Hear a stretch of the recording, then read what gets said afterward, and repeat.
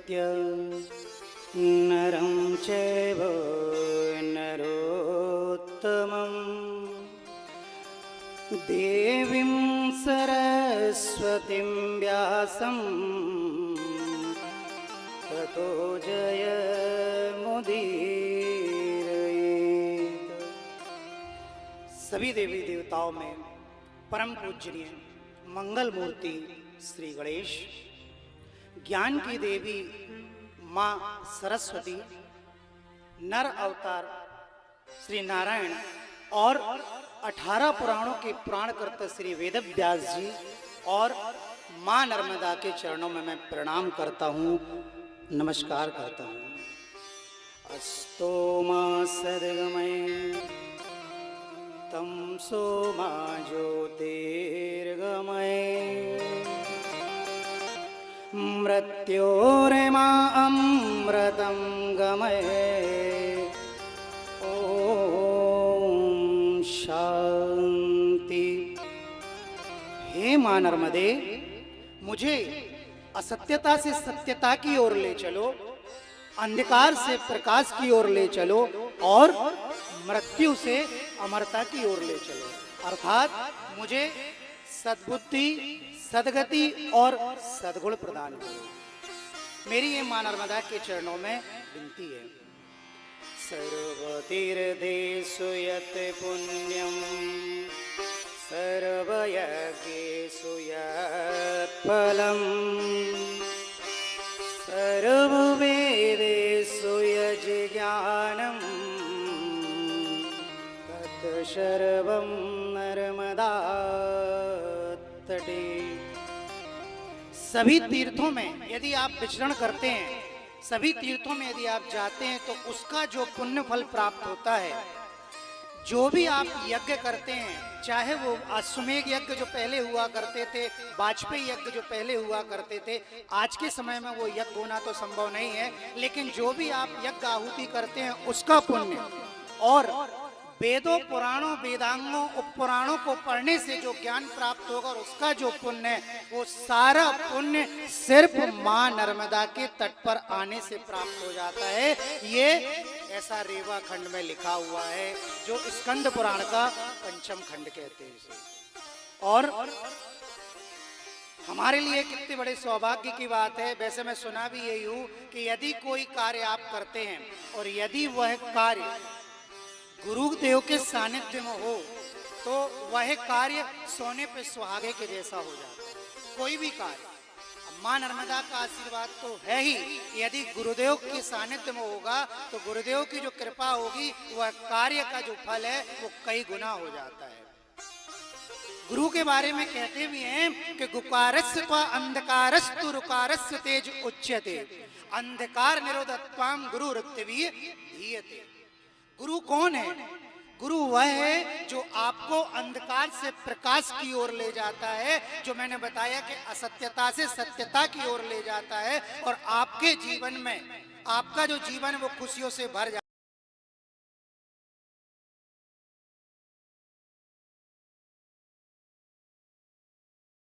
है। वो गुरु ही होता है। गुरु के माध्यम से ही आप अपने इष्ट के दर्शन कर सकते हैं। कहते हैं हमारे राहुल भैया का एक बड़ा हमेशा एक बात कहते हैं कि जिसके जीवन में गुरु नहीं उसका जीवन शुरू नहीं। ये बिल्कुल सत्य है, बिल्कुल सत्य है। कहते हैं ना, प्रथम गुरु को वंदना तुझे आदि गणेश। प्रथम गुरु को वंदना तुझे आदि गणेश। पीछे माते शारदे कंठ करो प्रवेश।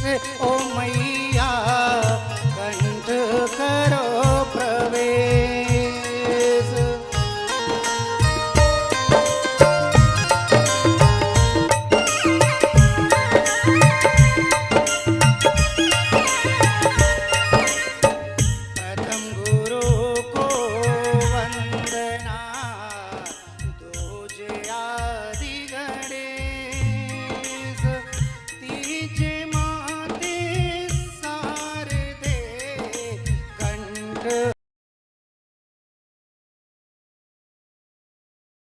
कंठ करो प्रमेय।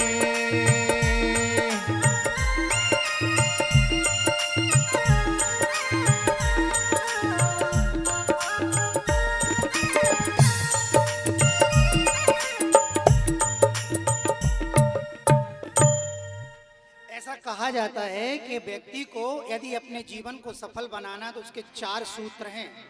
4 सूत्र कौन कौन से हैं? तो पहला है ग्रंथ, दूसरा है मंत्र, तीसरा है भगवंत और चौथा संत। 4 चीजें यदि आपके जीवन में हैं तो आपका जीवन सफल जरूर होगा। ग्रंथ, मंत्र, भगवंत और संत। और गुरु बहुत ज्यादा जरूरी है, सबके जीवन में गुरु होना चाहिए। क्यों? गुरु मेरी पूजा गुरु गोविंद, गुरु मेरा पार ब्रह्म, गुरु भगवंत। गुरु मेरी पूजा गुरु गोविंद, गुरु मेरा पार ब्रह्मा, गुरु भगवंत। गुरु मेरी पूजा गुरु गोविंद, गुरु मेरा पार ब्रह्मा, गुरु भगवंत। गुरु मेरी पूजा गुरु गोविंद, गुरु मेरा पार ब्रह्मा, गुरु भगवंत।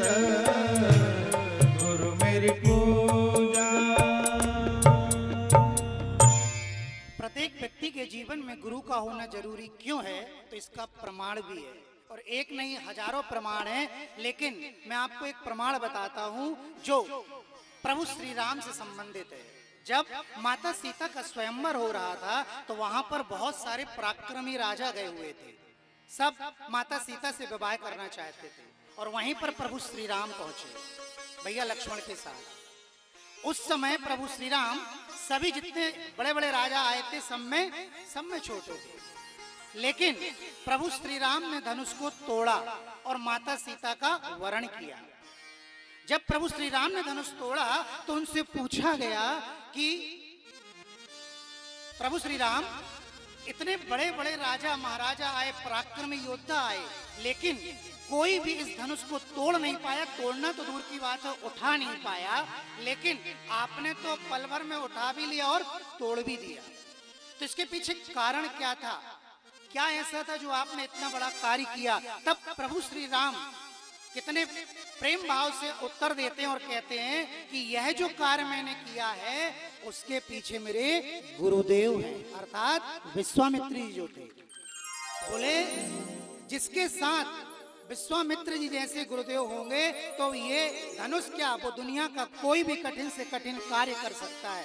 और प्रभु श्री राम ने जो धनुष तोड़ा था वो अहंकार रूपी धनुष था, और जो वरण किया था माता सीता का वो शांति रूपी सीता था। इसीलिए कहते हैं कि यदि आपको शांति रूपी सीता का वरण करना है तो आपको अहंकार रूपी धनुष को सबसे पहले तोड़ना पड़ेगा। और इसके लिए किसकी जरूरत होगी, किसके मार्गदर्शन की जरूरत होगी? तो वो होगी गुरुदेव की। ये प्रमाण है इसका। एक और प्रमाण है कि गुरु जी के प्रति श्रद्धा जरूर होना चाहिए। कैसी होनी चाहिए? ब्रह्मगिरी जी महाराज के जैसी। कौन थे ब्रह्मगिरी जी महाराज? तो ब्रह्मगिरी जी महाराज का विवाह हो रहा था। विवाह जब हुआ और जब वो मंडप के नीचे गए तो पता नहीं उनको क्या मन में ऐसा आया कि वो अपने विवाह से भाग गए। मंडप में बैठना था, मंडप से ही चले गए और वहां से 16 कोस दूर जाकर एक आश्रम में गए जहां गुफा थी। वहां पर एक गुरुदेव का आश्रम था, वहां पर वो तपस्या करते थे और उनके गुरु का नाम था जगन्नाथ गिरी जी महाराज। वो अपनी तपस्या में बैठे थे और ब्रह्मगिरी जी महाराज वहां पहुंच गए। अब जब वो तपस्या जब उनकी समाप्त हुई, उनने देखा कि एक व्यक्ति उनके दर पे खड़ा हुआ है, तो उनने पूछा कि तुम कौन हो? उनने सारा वृतांत बताया और कहने लगे ब्रह्मगिरी जी महाराज कि प्रभु मैं आपसे ही दीक्षित होना चाहता हूँ, मैं आपको गुरु बनाना चाहता हूँ। अब गुरु ऐसे नहीं बन जाते हैं, उसके लिए बड़ी कठिन परीक्षा होती है। तो जगन्नाथ गिरी जी महाराज कहते हैं कि मैं तुम्हें अपना शिष्य तो बना लूं, लेकिन मेरी एक शर्त है। बोले क्या शर्त है? बोले यहाँ मेरा जो आश्रम उससे थोड़ी दूर माँ नर्मदा का तट है, और मेरी जो अवस्था है वो प्रत हो चुकी है, और मेरा नियम है कि मैं नित्य प्रति माँ नर्मदा के दर्शन करता हूँ और दर्शन के साथ उनके जल का आचमन करता हूँ। तो अब चूंकि मेरी जो अवस्था है, तो इस अवस्था में मैं माँ नर्मदा के तट पर नहीं जा सकता, तो मेरी शर्त ये है, तो मुझे आप प्रतिदिन अपने कंधे में बैठाकर माँ नर्मदा के तट पर ले चलो, या फिर माँ नर्मदा को आप यहाँ ले आओ। दो में से कोई एक काम करो, या तो मुझे बैठा के कंधे पर माँ नर्मदा के तट पर ले चलो, या माँ नर्मदा को यहाँ पर ले आओ। अब सोचिए कि ब्रह्मगिरी जी महाराज के सामने कितनी बड़ी दुविधा हो गई कि माँ नर्मदा को यहाँ कैसे लाए और गुरुदेव को प्रतिदिन तट पे कैसे पहुंचाएं। एक दिन दो दिन की बात हो तो समझ में आता है, लगातार कैसे करें।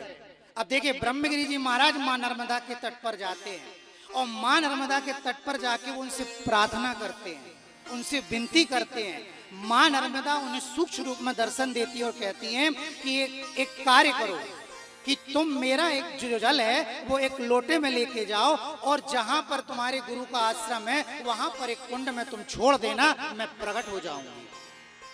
ब्रह्मगिरी जी महाराज माँ नर्मदा का जल लोटे में लेकर जाते हैं और गुरुदेव के आश्रम में पहुंचते हैं, और वो कहते हैं कि गुरुदेव मैं माँ नर्मदा को लेके आ गया हूँ, आप आ जाइए। वहां पर एक कुंड बनाते हैं, कुंड रहता ही है वैसे पहले से, और वहां पर माँ नर्मदा के जल को छोड़ते माँ नर्मदा प्रकट हो जाती है।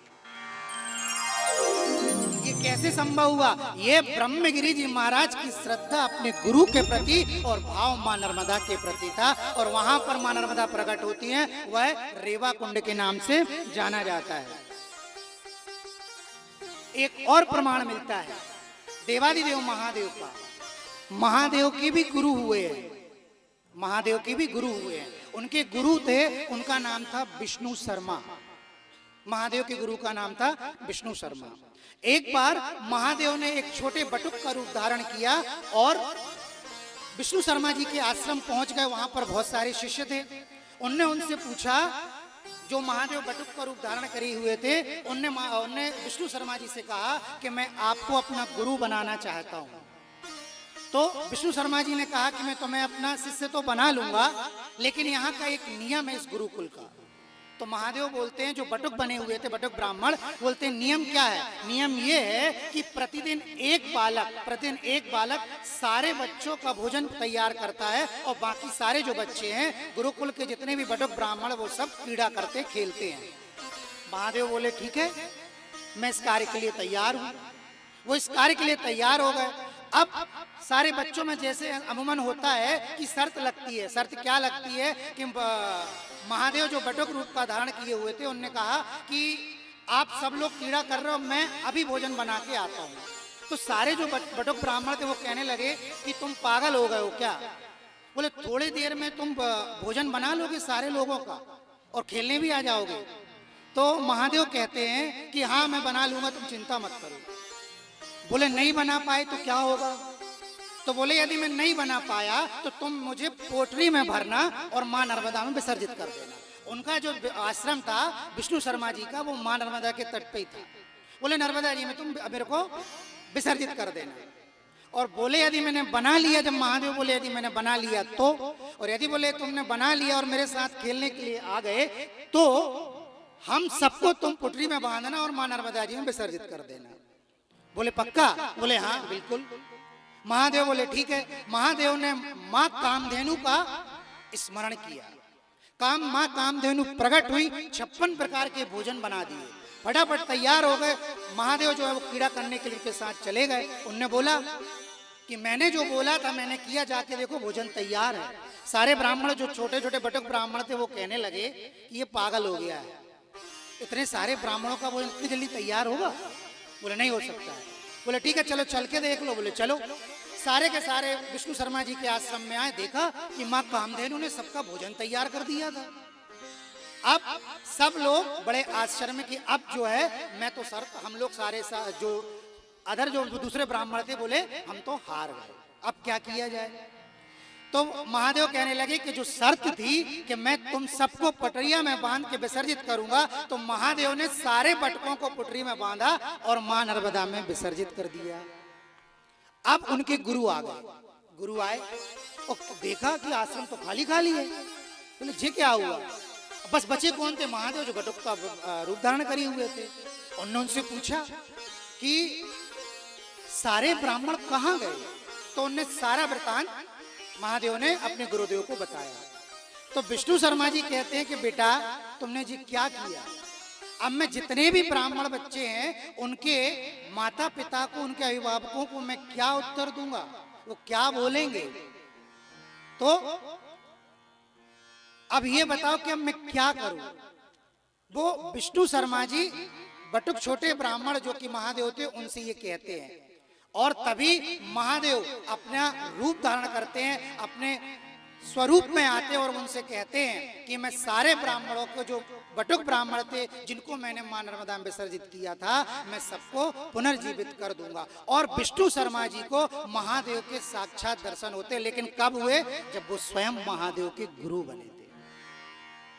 महादेव की भी गुरु बने। सारे बटुक ब्राह्मणों को महादेव ने प्रकट किया और वहां पर एक महादेव, उनके गुरु ने महादेव का, जो महादेव थे, एक उन्होंने शिवलिंग का निर्माण किया, जिसे महीना कौन सा था? वो महीना था आषाढ़ का महीना था और गुरु पूर्णिमा थी। उस गुरु पूर्णिमा के दिन महादेव ने गुरु पूर्णिमा को मनाया और सारे बटुक ब्राह्मणों को पुनर्जीवित किया और वहां पर महादेव की स्थापना हुई, जिसे कहते हैं अषाढ़ेश्वर महादेव। बोले नर्मदेश्वर महादेव की जय हो।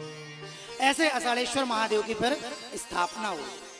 और एक नहीं, बहुत सारे ऐसे उदाहरण हैं जो गुरुदेव का एक प्रमाण देते हैं कि हमारे जीवन में गुरु होना बहुत जरूरी है। मां नर्मदा की स्तुति, सबसे पहले मां नर्मदा की स्तुति करना चाहिए कि मां नर्मदा के महात्म्य को सुनने के लिए मां नर्मदा की स्तुति और मां नर्मदा का स्मरण। हे शिव कन्या हे वारण्या, अमृत तो या प्योषिणी, छीन करो कष्ट निवारिणी, शंकरी कष्ट निवारिणी। हे शिव कन्या हे वारण्या, अमृत तोया पोषणी, क्षीण करो मां मन की तृष्णा, शंकरी कष्ट निवारिणी।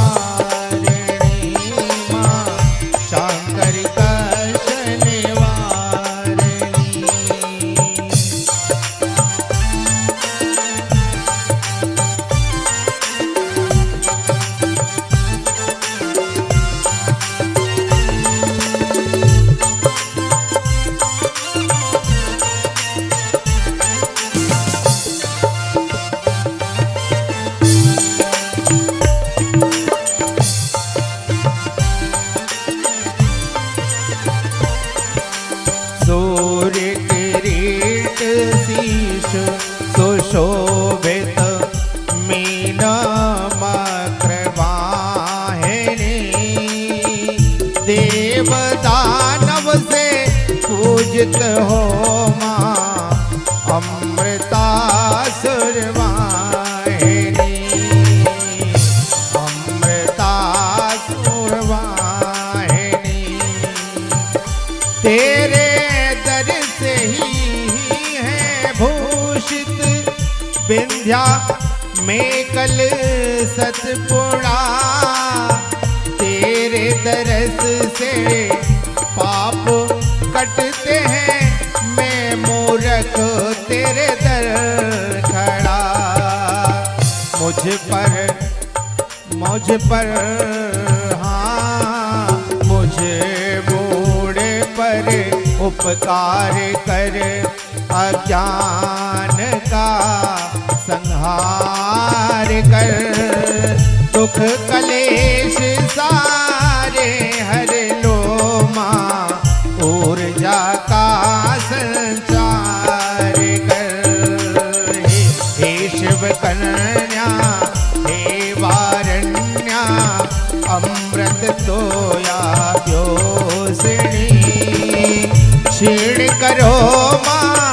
मन की तृष्णा शंकरी कष्ट निवारणी माँ। शंकरी कष्ट निवारणी माँ। शंकरी कष्ट निवारणी। हे आत्मपोषी आशुतोषी सहस्र कोशि प्रवाहिनी, इस अज्ञानी को ज्ञान कबर दे रेवा माँ मोक्षदायिनी। अपभ्रंश से उठती तुंग धारा बहती है तुरंग से, प्रताप से झंकार उठती बजती है मृदंग से। बजती है मृदंग गरी माँ। बजती है मृदंग गरी।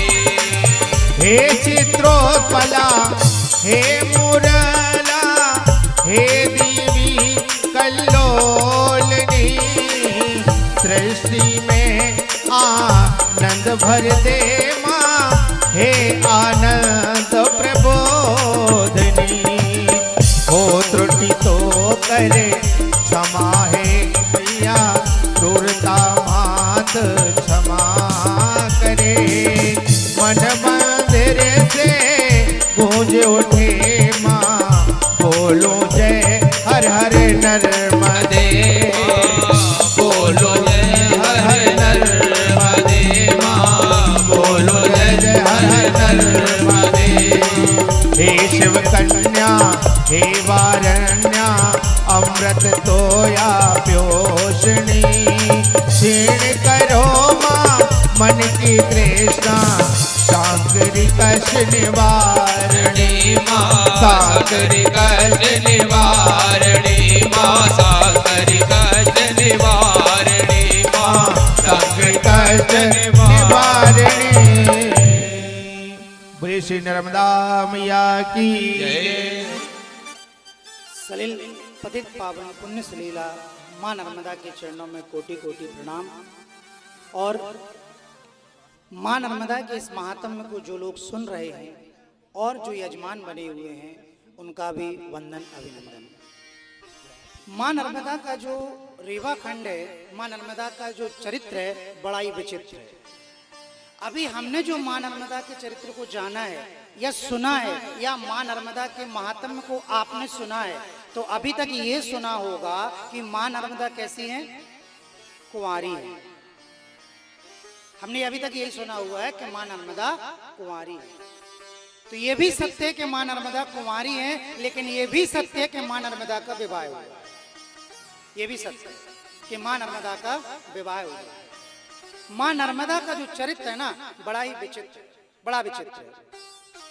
स्कंद पुराण के 5 खंड, जिसमें से पहला जो है वो है महेश्वर, दूसरा वैष्णव, तीसरा ब्रह्म, चौथा काशी और 5वां अवंती, जिसमें माँ नर्मदा और ताप्ती का वर्णन किया गया।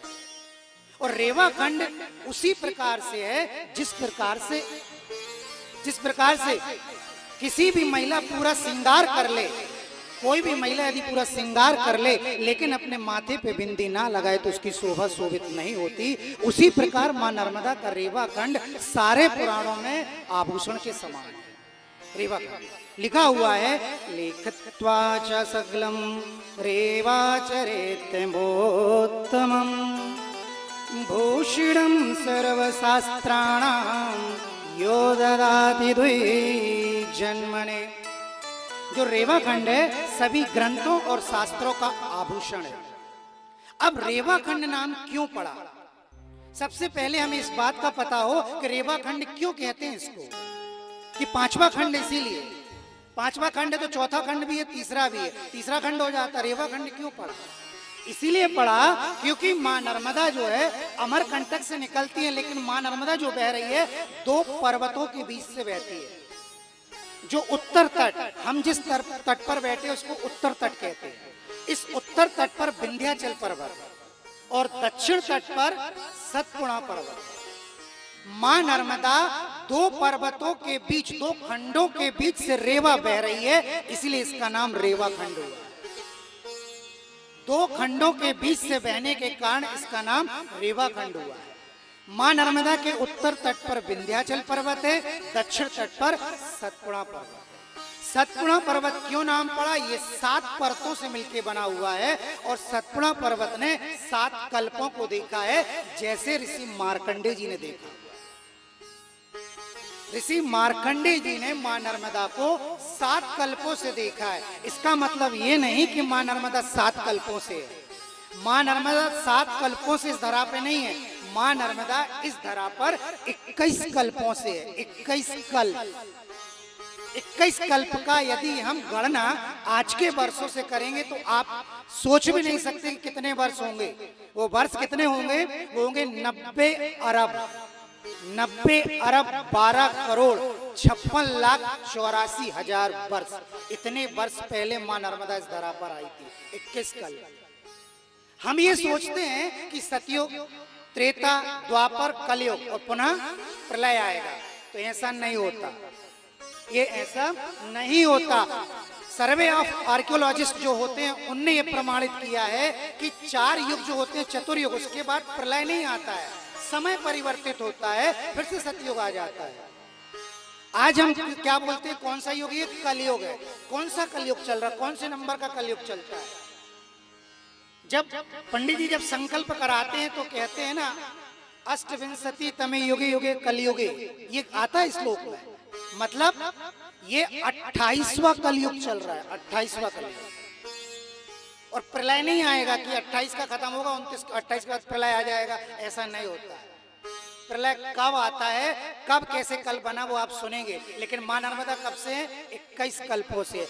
चतुर्युग जो होते हैं, सतयुग, त्रेता, द्वापर और कलयुग, ये चतुर्युग जब 1000 बार बीतता है, 1000 बार चतुर्युग बीतता है जब ब्रह्मा जी का एक दिन होता है। और वही चतुर्युग जब 1000 बार बीतता है तो ब्रह्मा जी की एक रात होती है। तो आगे आप पता कर बताएंगे, आप इस महात्म्य को सुनेंगे कि कल्प कितना है। लेकिन मां नर्मदा कब से है? 21 कल्पों से। यदि आप कैलकुलेटर लेके ही बैठे ना तो उसमें शून्य नहीं आएंगे। कैलकुलेटर में, कैलकुलेटर तो छोड़ो, लैपटॉप में नहीं आएंगे। 90 अरब 12 करोड़ 56,84,000 वर्ष संभव नहीं है। मां नर्मदा इस धरा पर आई। मां नर्मदा इस धरा की सबसे पहली सरिता, ये आप जान लीजिए। बहुत सारे लोग बोलते कि माँ गंगा है कि माँ नर्मदा है, ये बड़ा विरोधाभास है। माँ नर्मदा इस धरा पर पहले आई हैं। गंगा जी के अवतरण का वरदान तो माँ नर्मदा ही ने तो दिया था। गंगा जी इस धरा पर तब आई हैं जब माँ नर्मदा ने ये वरदान दिया था। किसको? भागीरथी जी को नहीं दिया था, भागीरथ को नहीं दिया था, ये वरदान दिया था राजा मनु जी महाराज को। वो भी आप इस महात्म्य में सुनेंगे। लेकिन मेरा ऐसा मानना है कि यदि मां नर्मदा की कृपा हो तो सारे कार्य संभव है। आज मैं इस व्यासपीठ पर बैठा, मैं आपसे बोलता हूँ ये बात, इस बात का मैं प्रमाण देता हूँ। जो आपके मन में है, जिस श्रद्धा से आप बैठे, जिस कामना से बैठे, आप उस कामना को रखे हुए अपने मन में मां नर्मदा के प्रति श्रद्धा रखिए और आप देखिए वो कार्य पूर्ण होता है कि नहीं। ये व्यासपीठ से मैं कहता हूँ। हम सबके मन में मां नर्मदा के प्रति श्रद्धा होनी चाहिए और तभी मां नर्मदा हम सब पर कृपा करेगी। और मैं तो कहता हूं कि मां नर्मदा की कृपा सब पे बनी रहे और मुझ पे भी मैं कहता हूं मां नर्मदा कृपा बनाए रखना। बड़ा एक भजन भी है जिसमें मां नर्मदा की कृपा में कहता हूं मां से कि भैया कृपा बनाए रखना। इतनी कृपा मैया जी बनाए रखना, इतनी कृपा मैया जी बनाए रखना, मरते दम तक सेवा में लगाए रखना। इतनी कृपा मैया जी बनाए रखना, इतनी कृपा मैया जी बनाए रखना, मरते दम तक सेवा में लगाए रखना। इतनी कृपा मैया जी बनाए रखना, इतनी कृपा मैया जी बनाए रखना, मरते दम तक सेवा में लगाए रखना। इतनी कृपा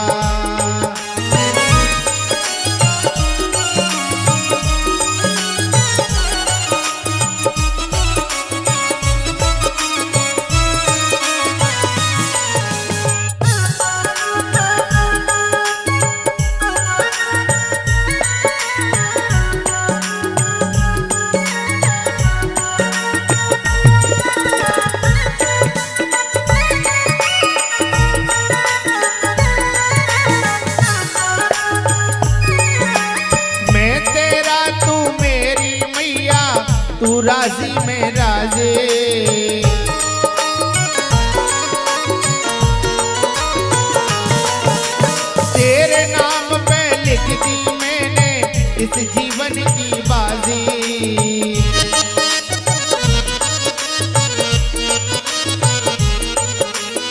मैं तेरा तू मेरी मैया, तू राजी मैं राजी।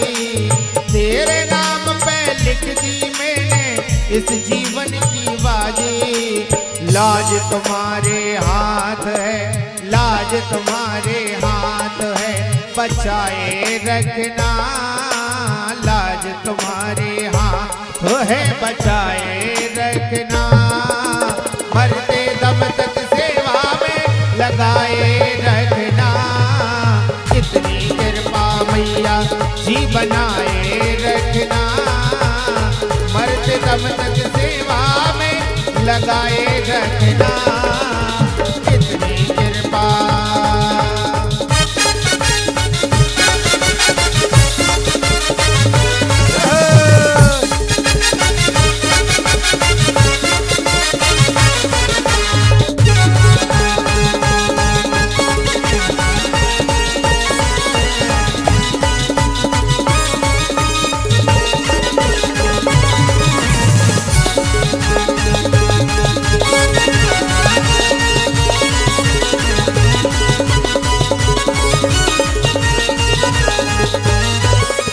हाथ जोड़ कर करो प्रार्थना, भूल कभी ना जाना।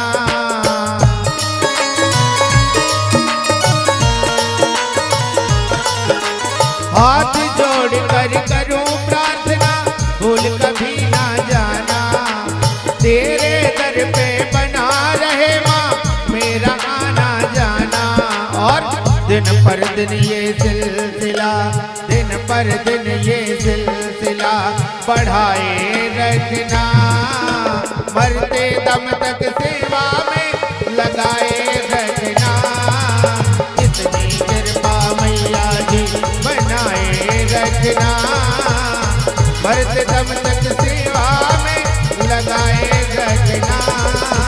मरते दम तक सेवा में लगाए रखना। मरते दम तक सेवा में लगाए रखना।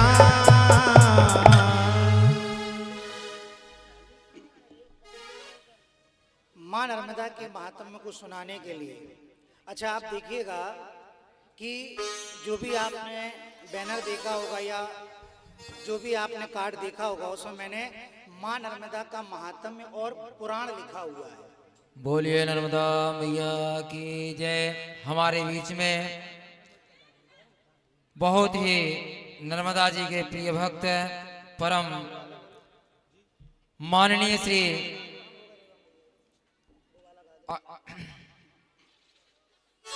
राजपूत जी हमारे बीच में हैं। एडवोकेट अभिषेक राजपूत जी।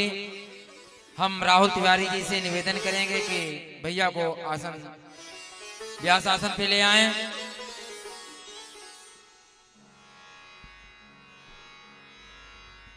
आइए सभी लोग मिलके नर्मदा मैया के श्री चरणों में हाजिरी लगाते हुए गाएंगे। बोलो श्री नर्मदा मैया की जय। दोनों हाथ उठा के सभी लोग बोलेंगे भाव से, हम हो गए रेवा मैया के। एक बार जरा सभी लोग गाएंगे, हम हो गए रेवा मैया के। हम हो गए रेवा मैया के। और कैसे गाना है भैया? हम हाथ उठाकर हम हाथ उठाकर कहते हैं हम हो गए रेवा मैया के। हम हाथ उठाकर कहते हैं हम हो गए रेवा मैया के। हम हो गए रेवा मैया के। हम हो गए रेवा मैया के।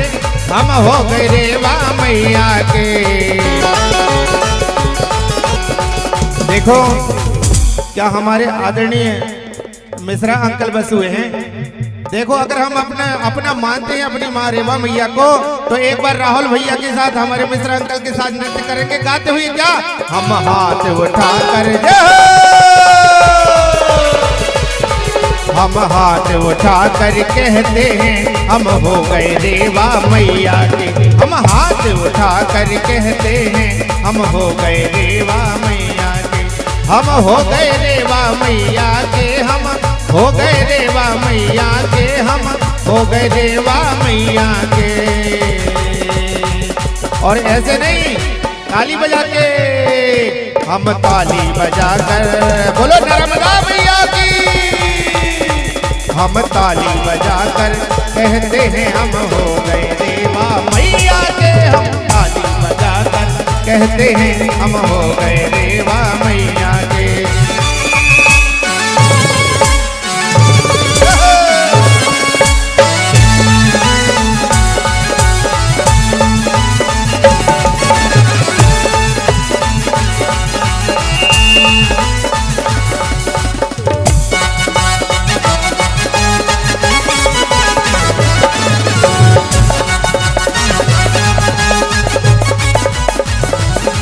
हम हाथ उठाकर कहते हैं हम हो गए रेवा मैया के। भैया क्यों? नर्मदा मैया ऐसी तो मिली रे,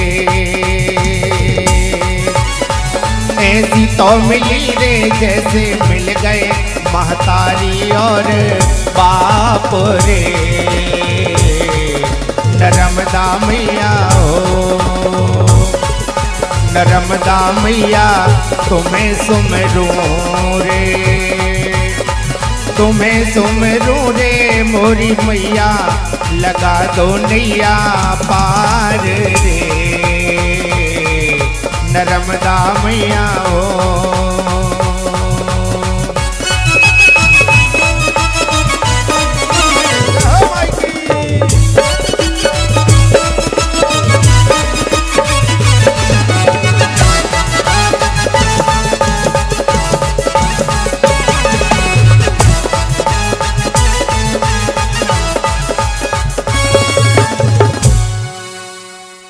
बोले श्री नर्मदा मैया की जय।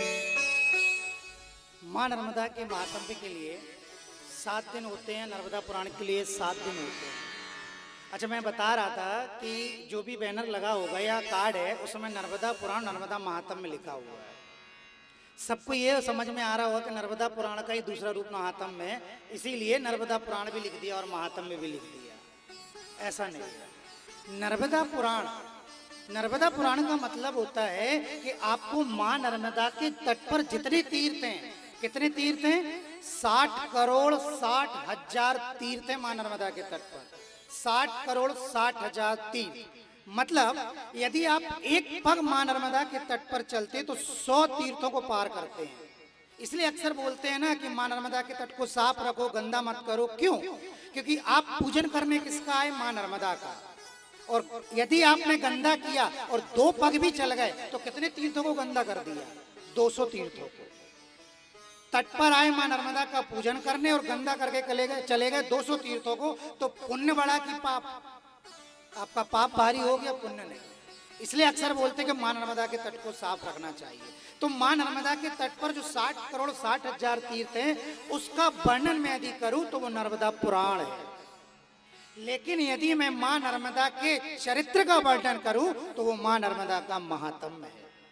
और आप जो सुनेंगे मां नर्मदा का महात्म्य और पुराण दोनों, मां नर्मदा के विचित्र चरित्र का वर्णन भी सुनेंगे और मां नर्मदा के तट पर आए तीर्थों का वर्णन भी आप सुनेंगे। मां नर्मदा के तट पर इतने तीर्थ क्यों हैं? बाकी जितनी भी सरिताएं हैं उनके तट पर क्यों इतने सारे तीर्थों का वास नहीं है? मां नर्मदा के तट पर ही कोटि कोटि तीर्थ क्यों? क्यों? क्योंकि मां नर्मदा का ही एक तट ऐसा है जहां पर मैंने बताया ना कि मां नर्मदा पहली बात तो 2 खंडों के बीच से होकर गुजरती है, इसलिए रेवा खंड है। और इस तट पर आत्मा का परमात्मा से मिलन होता है। यहाँ पर करोड़ों ऋषियों ने तप किया है। यही वो भूमि है, यही वो तट है जहाँ पर व्यक्ति मन की शांति प्राप्त करता है। इसीलिए मां नर्मदा के तट पर कोटि कोटि तीर्थ वास करते हैं। मां नर्मदा के तट पर कोटि कोटि तीर्थ इसीलिए वास करते हैं।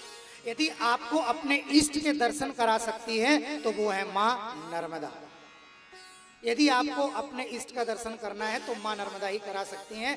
जैसे आपने सुना होगा धूनी वाले बाबा, उनका भी आप सुनेंगे कि वो कैसे उनको अपने इष्ट का दर्शन किसने कराया था? मां नर्मदा ने ही तो कराया था। तो मां नर्मदा के महात्म्य को यदि हम बोलें कि 7 दिन 5 दिन में कर पाए तो संभव नहीं है। क्यों? इसका ये नहीं है कि मैं कर नहीं सकता या कोई करा नहीं सकता।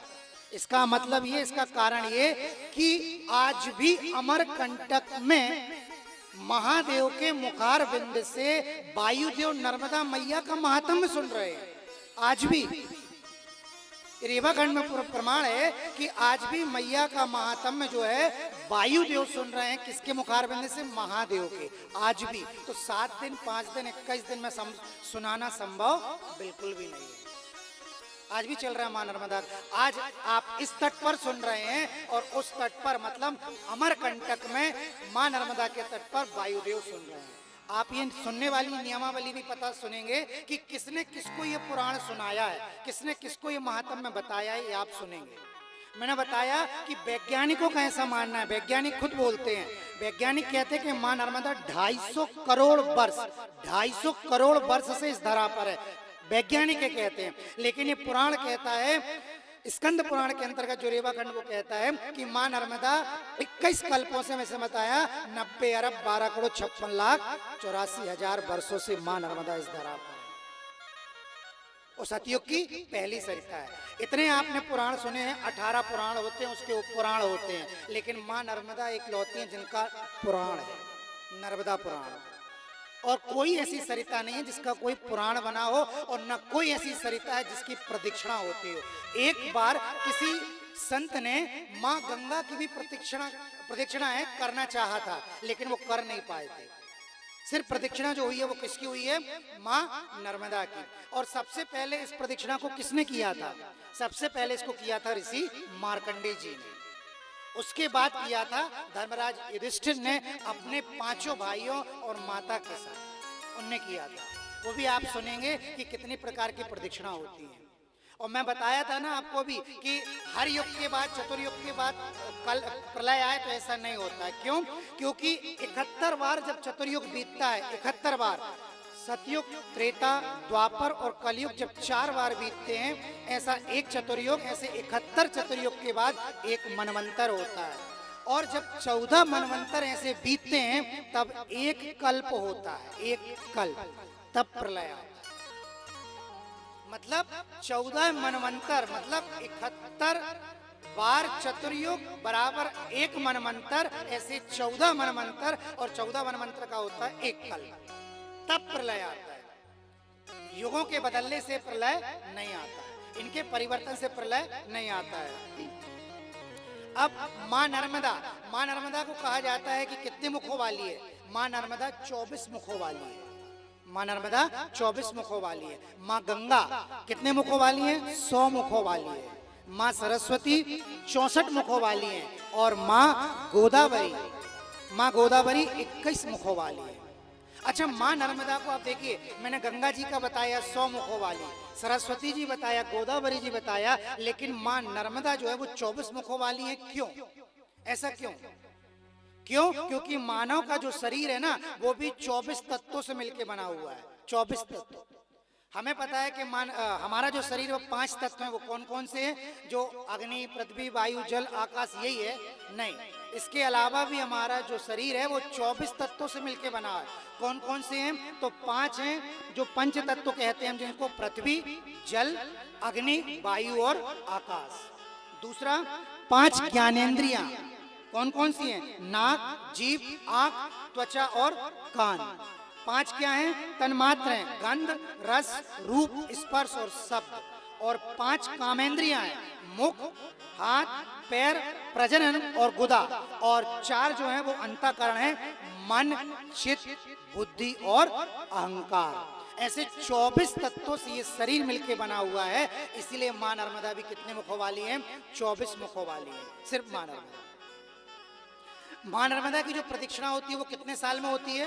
वो 3 साल 3 महीना 13 दिन में संपूर्ण मानी जाती है। यदि आप पैदल करते हैं तो वो कितने वर्ष में पूर्ण मानी जाती है?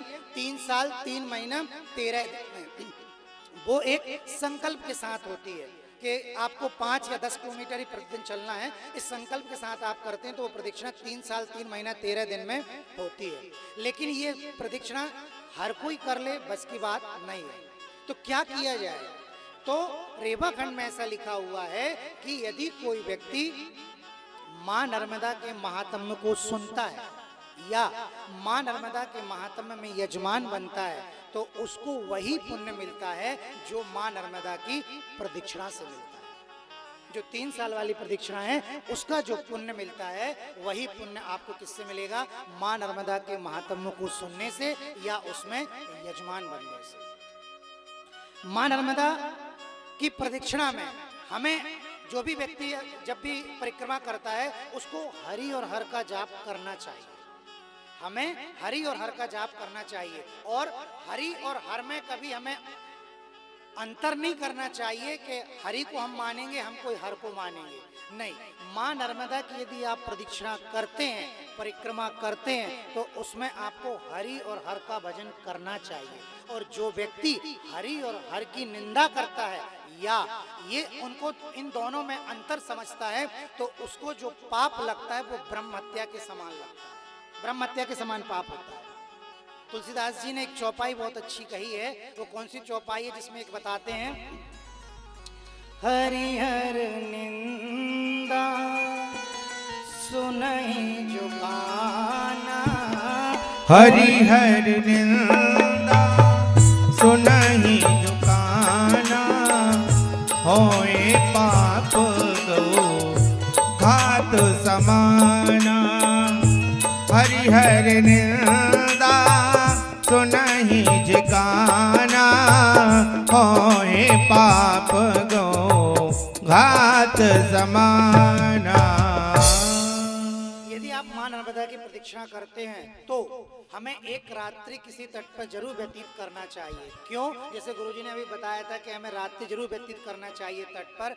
क्यों? क्योंकि जब व्यक्ति की मृत्यु होती है तो उस समय उसको इतना कष्ट होता है कि जैसे 20 करोड़ बिच्छू उसको डंक मार रहे हो, इतना कष्ट होता है। लेकिन रेवा खंड में लिखा है कि कोई व्यक्ति यदि मां नर्मदा के तट पर एक रात्रि व्यतीत कर लेता है तो मृत्यु के समय उसको महादेव के पार्षद लेने के लिए नहीं, स्वयं महादेव लेने के लिए आते हैं मृत्यु के समय।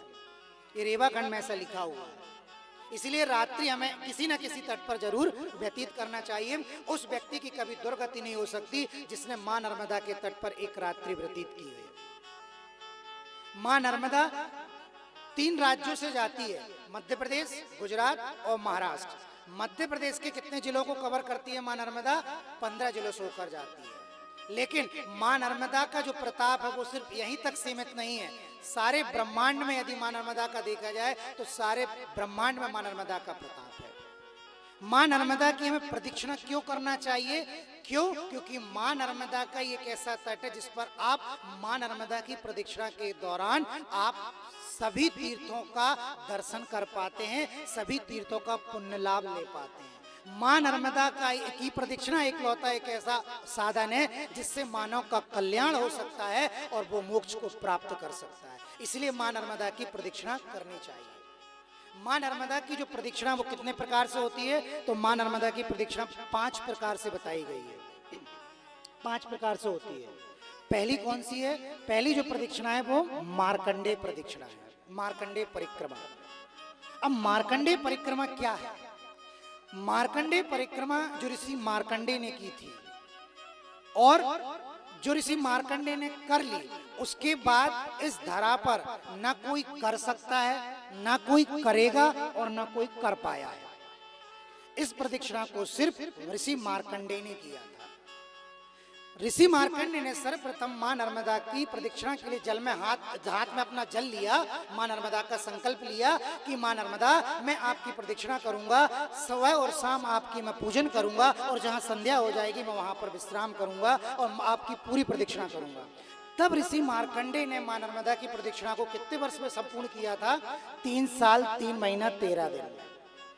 ऋषि मार्कंडेय ने ही सबसे पहले मां नर्मदा की प्रदक्षिणा 3 साल 3 महीना 13 दिन में की थी। इसीलिए वो प्रथा आज भी चली आ रही है। लेकिन हुआ क्या कि जब ऋषि मार्कंडेय ने इस प्रदक्षिणा को किया तो ऋषि मार्कंडेय को अभिमान आ गया। किस बात का? कि देखो मैंने मां नर्मदा की 3 साल में प्रदक्षिणा कर ली। और मां नर्मदा कैसी है कि अभिमानी का मान घटाती है, जो आपने सुना भी है, अभिमानी का मान घटाती खोती नामो निशान। मैया अमरकंट वाली।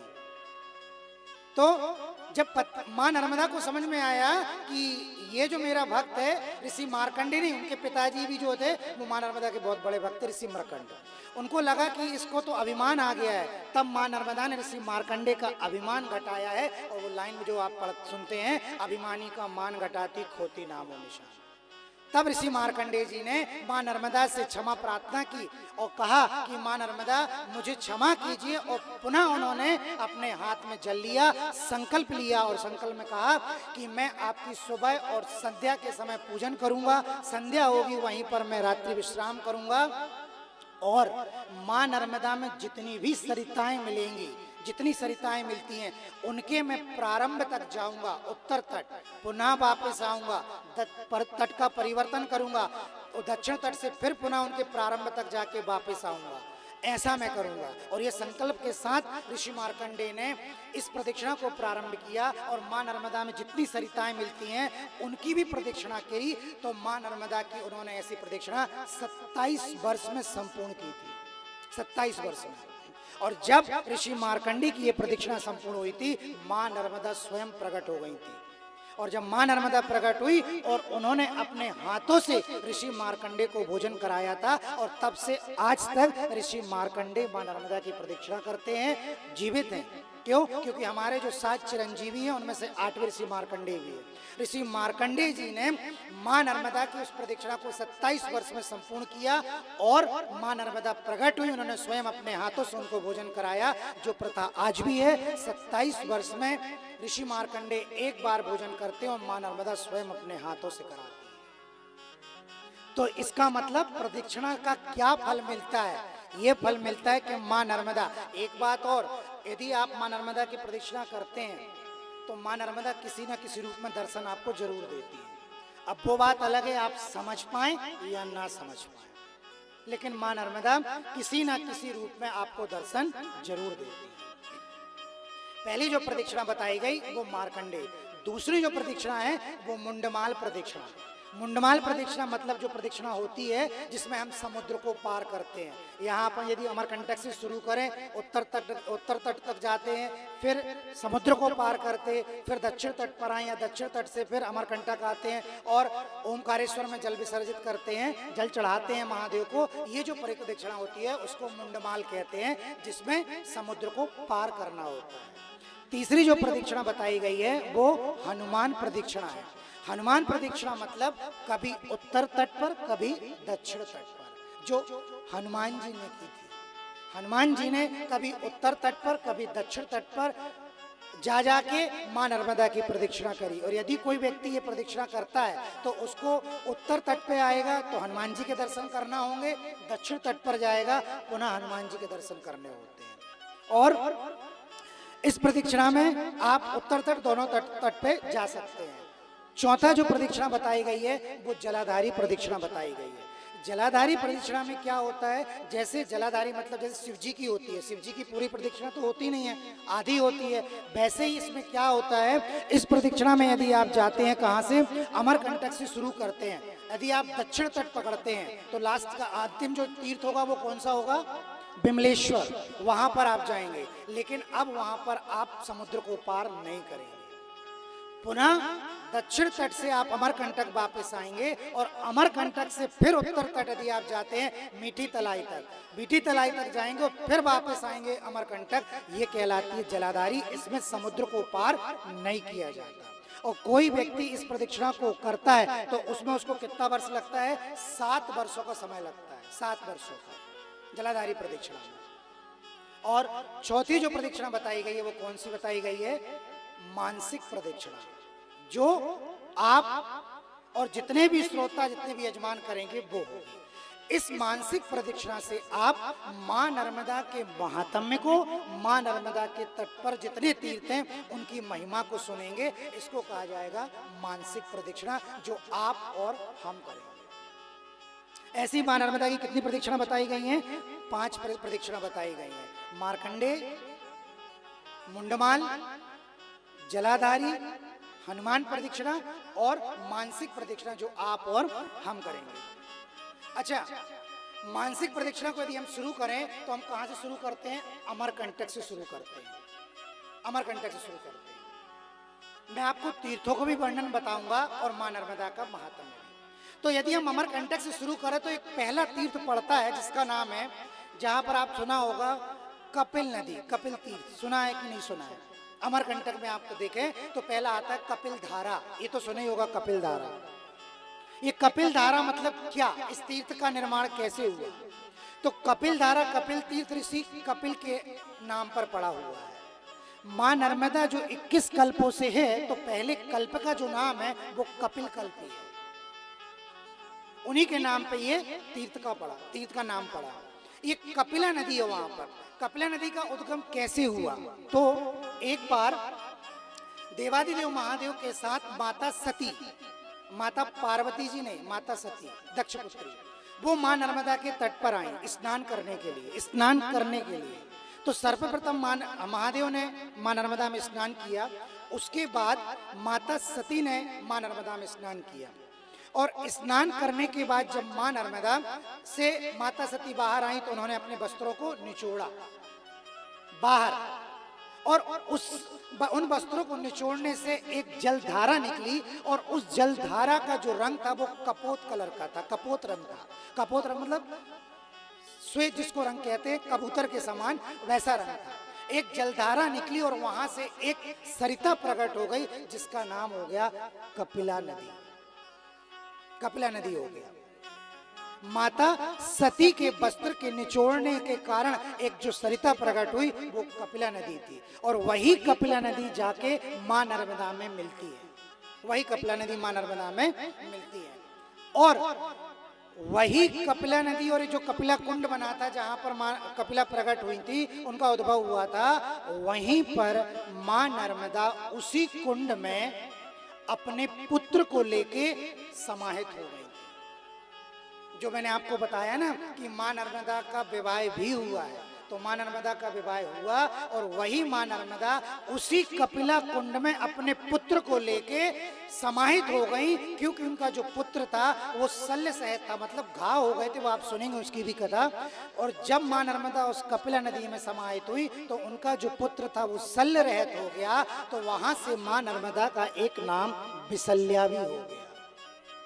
तो मां नर्मदा का विवाह भी हुआ और उनका पुत्र था जिसका नाम था धीषणेन्द्र। उसी कपिला कुंड में मां नर्मदा समाहित हुई थी अपने पुत्र के साथ। तो पहला जो तीर्थ था वो कौन सा तीर्थ है? कपिल तीर्थ। जो कपिल आपने सुना होगा, कपिल धारा, वो है। वहां से आप अमरकंटक से और चले तो कौन सा एक तीर्थ पड़ता है वहां? उसके बाद कपिल धारा के बाद, कपिल धारा के बाद देखें तो आप पड़ेगा वहां पर कबीर चबूतरा भी पड़ता है। ऐसा कहते हैं कि सुबह यदि आप 6 से 8 के बीच कबीर चबूतरे के पास जाते हैं तो एक दुग्ध की धारा वहां से निकलती है, वहां से दूध की एक धारा निकलती है। अब ये कबीरदास जी जो थे, कबीरदास जी का जो जन्म हुआ था वो वाराणसी के, काशी जो है, काशी के लहर तारा नामक जगह है, वहां पर हुआ था। कमल के पुष्प पर उनका शरीर था, मतलब छोटे बच्चे के रूप में कबीरदास जी का। अब उसके बाद जो तीर्थ पड़ेगा, अच्छा, मां नर्मदा की यदि आप प्रदक्षिणा करते हैं तो सबसे पहले तो आप ये समझ लीजिए कि मां नर्मदा की प्रदक्षिणा में 1 और 2 लोग ही होना चाहिए, ज्यादा नहीं, साथ में। क्यों? क्योंकि यदि आप प्रदक्षिणा करते हैं तो एक है तो एक निरंजन, 2 सुखी, तीसरा होगा तो खटपट और चौथा होए दुखी। तो इसीलिए यदि आप प्रदक्षिणा करें तो 1, और यदि आप जोड़े से करें तो 2। ज्यादा होंगे तो खटपट और दुखी ही होना, और कुछ नहीं होगा इससे ज्यादा। और मां नर्मदा के तीर्थ में मैंने आपको बताया कि मां नर्मदा के तट पर कितने तीर्थ हैं? अरंडी नदी है। उसका उद्भव कैसे हुआ?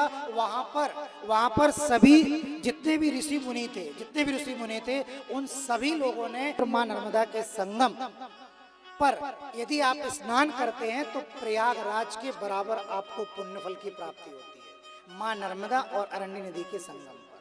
फिर कबीर चबूतरा आ जाता है। फिर आप आइए मंडला के पास, जहां पर एक तीर्थ है जिसका नाम है सीता रपटन घाट। ये तो सुना ही होगा, सीता रपटन घाट। सीता रपटन घाट उसका नाम क्यों पड़ा? क्यों? क्योंकि यहाँ पर माता सीता का पैर फिसला था। इसके भी दो किंवदंती हैं, दो दंत कथाएं हैं, लेकिन जो रेवा खंड में वो ये है कि माता सीता वनवास के समय, जब प्रभु श्री राम, माता सीता और लक्ष्मण जी वनवास पे थे, तब उस समय माता सीता का यहाँ पर पैर फिसला था। क्यों? क्योंकि वो उनका नियम था कि वो नित्य प्रति ऋषियों को भोजन कराती थी, और भोजन किस में कराती थी? पत्तल में कराती थी। और जब भोजन पत्तल में कराती तो सारे पत्तलों का एक बहुत ढेर लग गया, जिस अभी कहते हैं कि शायद वहां पर एक काले पहाड़ के नाम से भी जाना जाता है। उन पत्थरों, जो पत्तल थी, उनका जो ढेर लगा, उससे काला, जो काला पहाड़ बन गया। और वहीं पर पत्तलों को जो भोजन कराती थी, जल बिखर जाने के कारण वहां पर उनका पैर फिसल गया, और वहां पर उस तट का नाम हो गया सीता रपटन घाट, जो आज सीता रपटन घाट के नाम से जाना जाता है। लेकिन एक और दंत कथा है, जो ये है कि माँ नर्मदा के तट पर थी। माता सीता ने एक दिन सोचा कि नवरात्रि का समय था, 9 कन्याओं को भोजन कराया जाए। तो उन्होंने प्रभु श्री राम से कहा कि प्रभु, मैं कन्याओं को भोजन कराना चाहती हूँ माँ नर्मदा के तट पर। चैत्र का महीना था, नवरात्रि थी। तो प्रभु श्री राम ने कहा बिल्कुल। माता सीता नर्मदा जी के तट पर गई, उन्होंने पूजन किया और कन्याओं को भोजन कराया। लेकिन जब वो तट पे गई थी, तब उनका पैर फिसल गया, और जब पैर फिसला तो इसलिए बोलते सीता रपटन घाट। तब माता सीता प्रभु श्री राम के पास आई और वो कहती हैं कि मैंने 9 कन्याओं को भोजन कराया, मैंने कन्याओं को भोजन कराया, दक्षिणा भी दी, सब कुछ किया, तो मेरे से त्रुटि कहाँ हुई जिसके कारण मेरा पैर फिसल गया। तब प्रभु श्री राम ये बोलते हैं कि आपने 9 कन्याओं को या 10 कन्याओं को भोजन तो कराया, लेकिन आपको पता है जो आपने भोजन कराया उसमें सबसे बड़ी जो कन्या थी वो कितने साल की थी? वो 11 साल की थी। और 11 साल की जो है वो कन्या नहीं होती। जो कन्या होती है वो 2 साल से 9 साल की होती है। 1 साल की जो कन्या होती है वो अबोध बालिका होती है, उसको कन्या की श्रेणी में नहीं रखा गया। 2 साल से 9 साल तक की कन्याओं को 9 कन्या का दर्जा दिया गया है। और आपने जो कराया वो सबसे बड़ी 11 साल की थी। पहली गलती तो ये। दूसरी गलती आपकी क्या है? दूसरी गलती ये है कि आपने 9 कन्याओं को जो भोजन कराया वो आपने दाहिने हाथ से तो कराया, दाहिने हाथ से तो परसा, लेकिन दाहिने तरफ से नहीं परसा। जब भी आप 9 कन्याओं को भोजन कराएं तो वो ये बताते हैं कि प्रमाण देते हैं कि जब भी आप कन्याओं को भोजन कराते हैं तो 9 कन्याओं को दाहिने हाथ से ही परसें और दाहिने तरफ से परसें। तब प्रभु श्री राम कहते हैं कि आपने 2 गलतियां की थी जिसके कारण से आपका ये पैर फिसला। और वही आगे चल के कौन सा घाट बन गया? सीता रपटन घाट हो गया, सीता रपटन घाट। फिर उसी के पास एक और तीर्थ आते हैं अपन, क्योंकि मानसिक प्रदक्षिणा है तो हमें सारे तीर्थों का स्मरण करना है। तो एक और आता है जिसका नाम है सरस्वती पद श्रवण तीर्थ, जिसे महाराजपुर के नाम से जानते हैं। महाराजपुर मंडला के पास वाला, उसका एक नाम क्या था? सरस्वती पद श्रवण तीर्थ। ये कैसे नाम पड़ा? तो एक बार ब्रह्मा जी माता सरस्वती जी के साथ आकाश मार्ग से जा रहे थे, और वहां पर एक ऋषि थे जो तपस्या कर रहे थे, जिनका नाम था ऋषि मरीचिक। वो तपस्या कर रहे थे। ब्रह्मदेव की उन पर नजर पड़ी। तो ब्रह्मदेव की जब नजर पड़ी तो उन्होंने अपने विमान को नीचे उतारा, और जहां पर ऋषि मरीचिक तपस्या कर रहे थे उनके पास पहुंचे।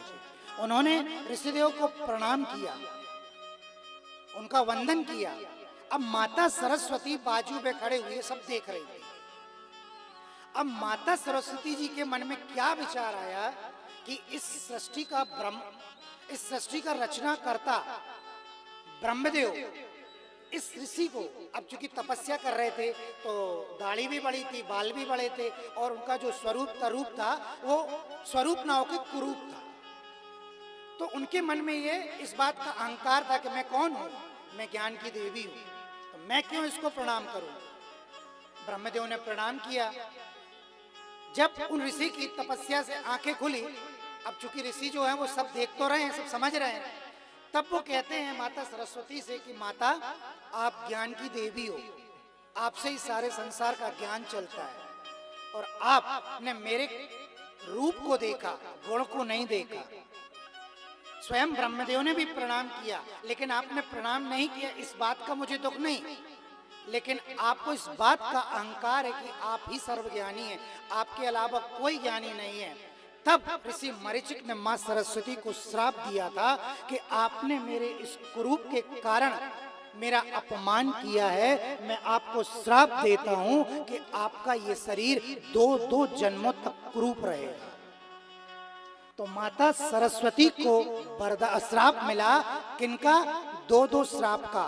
वो पहला जो श्राप था वही माँ सरस्वती हैं, जो त्रेता युग में माता कैकेयी की संगिनी बनी, जिसका नाम क्या था? क्या था? कैकेयी के साथ जो थी वो कौन थी? मंथरा। जो मंथरा जी थी वो माता सरस्वती है। और दूसरा जो उनको श्राप दिया था कुरूप होने का, वो कौन सा था? वो था द्वापर में श्री कृष्ण जी की दादी, या आप उनका बोलिए कि आया जिसको बोलते हैं, इनका कौन बनी थी? जो कुबड़ थी, क्या नाम था उनका? द्वापर में कौन था श्री कृष्ण जी के साथ? कुब्जा, जिनकी जो शरीर जो था वो टेढ़ा था।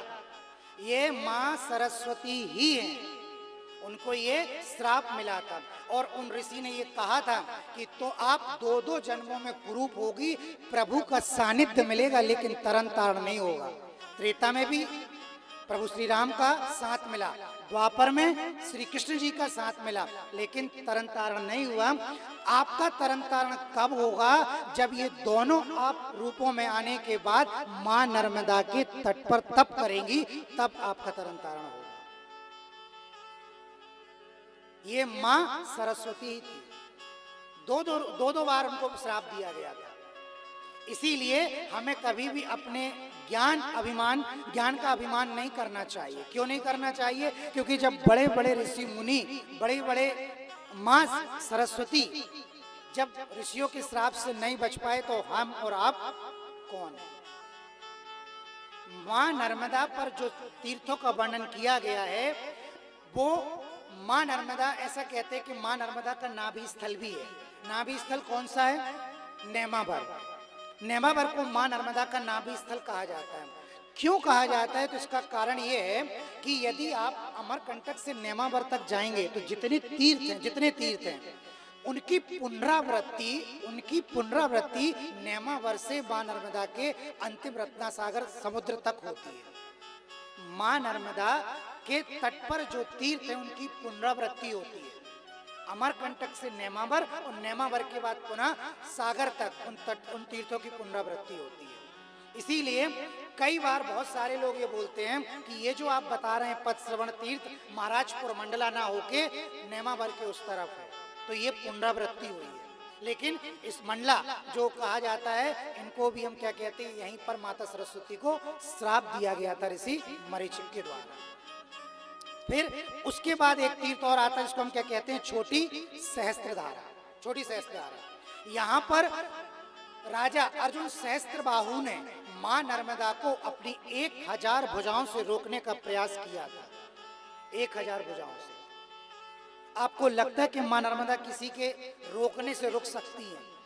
तो किसी के रोकने से नहीं रोक सकती। मां नर्मदा को राजा अर्जुन सहस्त्रबाहु, ये कौन है? ये वही है जिन्होंने रावण को 6 महीने तक अपनी कांख में दबा के रखा था। 6 महीने। और यही अर्जुन सहस्त्रबाहु हैं जिनकी भुजाओं को किसने काटा था? परशुराम जी ने। परशुराम जी ने इन्हीं अर्जुन सहस्त्रबाहु जी की 998 भुजाओं को काट दिया था, सिर्फ 2 छोड़ा था। 2 भुजाओं। यही राजा हैं जिन्होंने, जो हम छोटी सहस्त्रधारा कहते हैं ना, वहां पर मां नर्मदा के प्रवाह को 1000 भुजाओं से रोकने का प्रयास किया। माता नर्मदा नहीं रुकी और 1000 धाराओं से निकल गई। जो मंडला में आप देखते हैं, छोटी सहस्त्रधारा 1000 धाराएं हैं मां नर्मदा की। एक और आपने सुना होगा, छोटी धारा के सहस्त्रधारा के साथ बड़ी सहस्त्रधारा। बड़ी सहस्त्रधारा का भी आपने नाम सुना होगा। तो बड़ी सहस्त्रधारा का जो कथा है वो कुछ अलग है, लेकिन छोटी सहस्त्रधारा वो कौन सी है? राजा अर्जुन सहस्त्रबाहु ने अपनी 1000 भुजाओं से मां नर्मदा को रोकने का प्रयास किया और मां नर्मदा नहीं रुकी। ये मां नर्मदा का तटों का जो तीर्थ है उनका वर्णन था। ऐसे ही आप आगे और भी सारे जो तीर्थ है मां नर्मदा के वो सुनेंगे। ये हुआ नर्मदा पुराण। अब आता है मां नर्मदा का महात्म्य, कि मां नर्मदा के चरित्र के बारे में हमें जानना है कि मां नर्मदा का और क्या महात्म्य है, मां नर्मदा को इतना पवित्र क्यों कहा जाता है और मां नर्मदा के दर्शन पूजन से क्या लाभ होता है।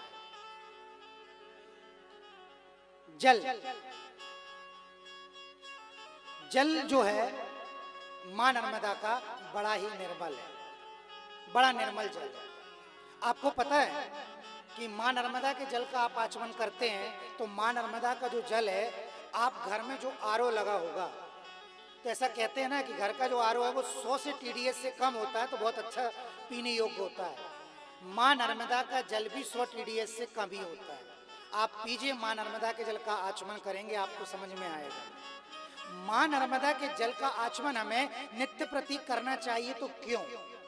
मां नर्मदा के जल का आचमन आज भी महादेव नित्य प्रति करते हैं। रेवाखंड में लिखा हुआ है, नर्मदां सेवते नित्यं स्वयं देवो महेश्वरा। नर्मदां सेवते नित्यं स्वयं देवो महेश्वरा।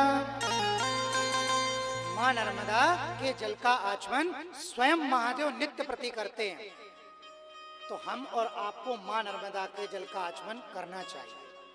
और रेवाखंड में ऐसा लिखा है कि मां नर्मदा के जल का जो व्यक्ति नित्य प्रति आचमन करता है, नित्य प्रति, पहला तो उसकी वाणी सिद्ध हो जाती है,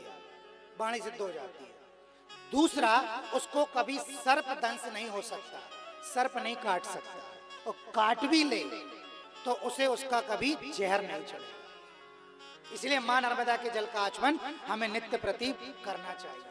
और मां नर्मदा का जो जल है वो बड़ा ही निर्मल है। कितना अच्छा बोला भी है।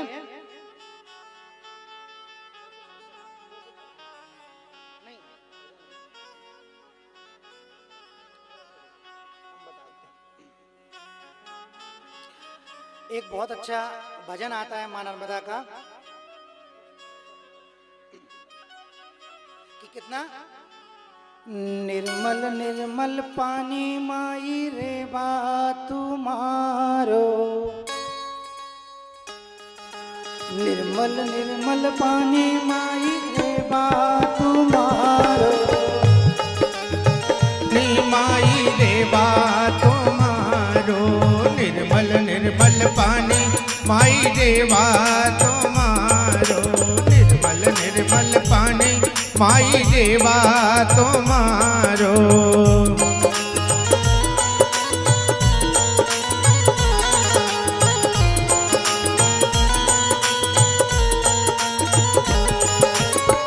भूखे को देती भोजन, भूखे को देती भोजन, प्यासे को पानी, निर्मल निर्मल पानी माई देवा तुम्हारो, निर्मल निर्मल पानी माई देवा तुम्हारो, निर्मल निर्मल पानी माई देवा तुम्हारो।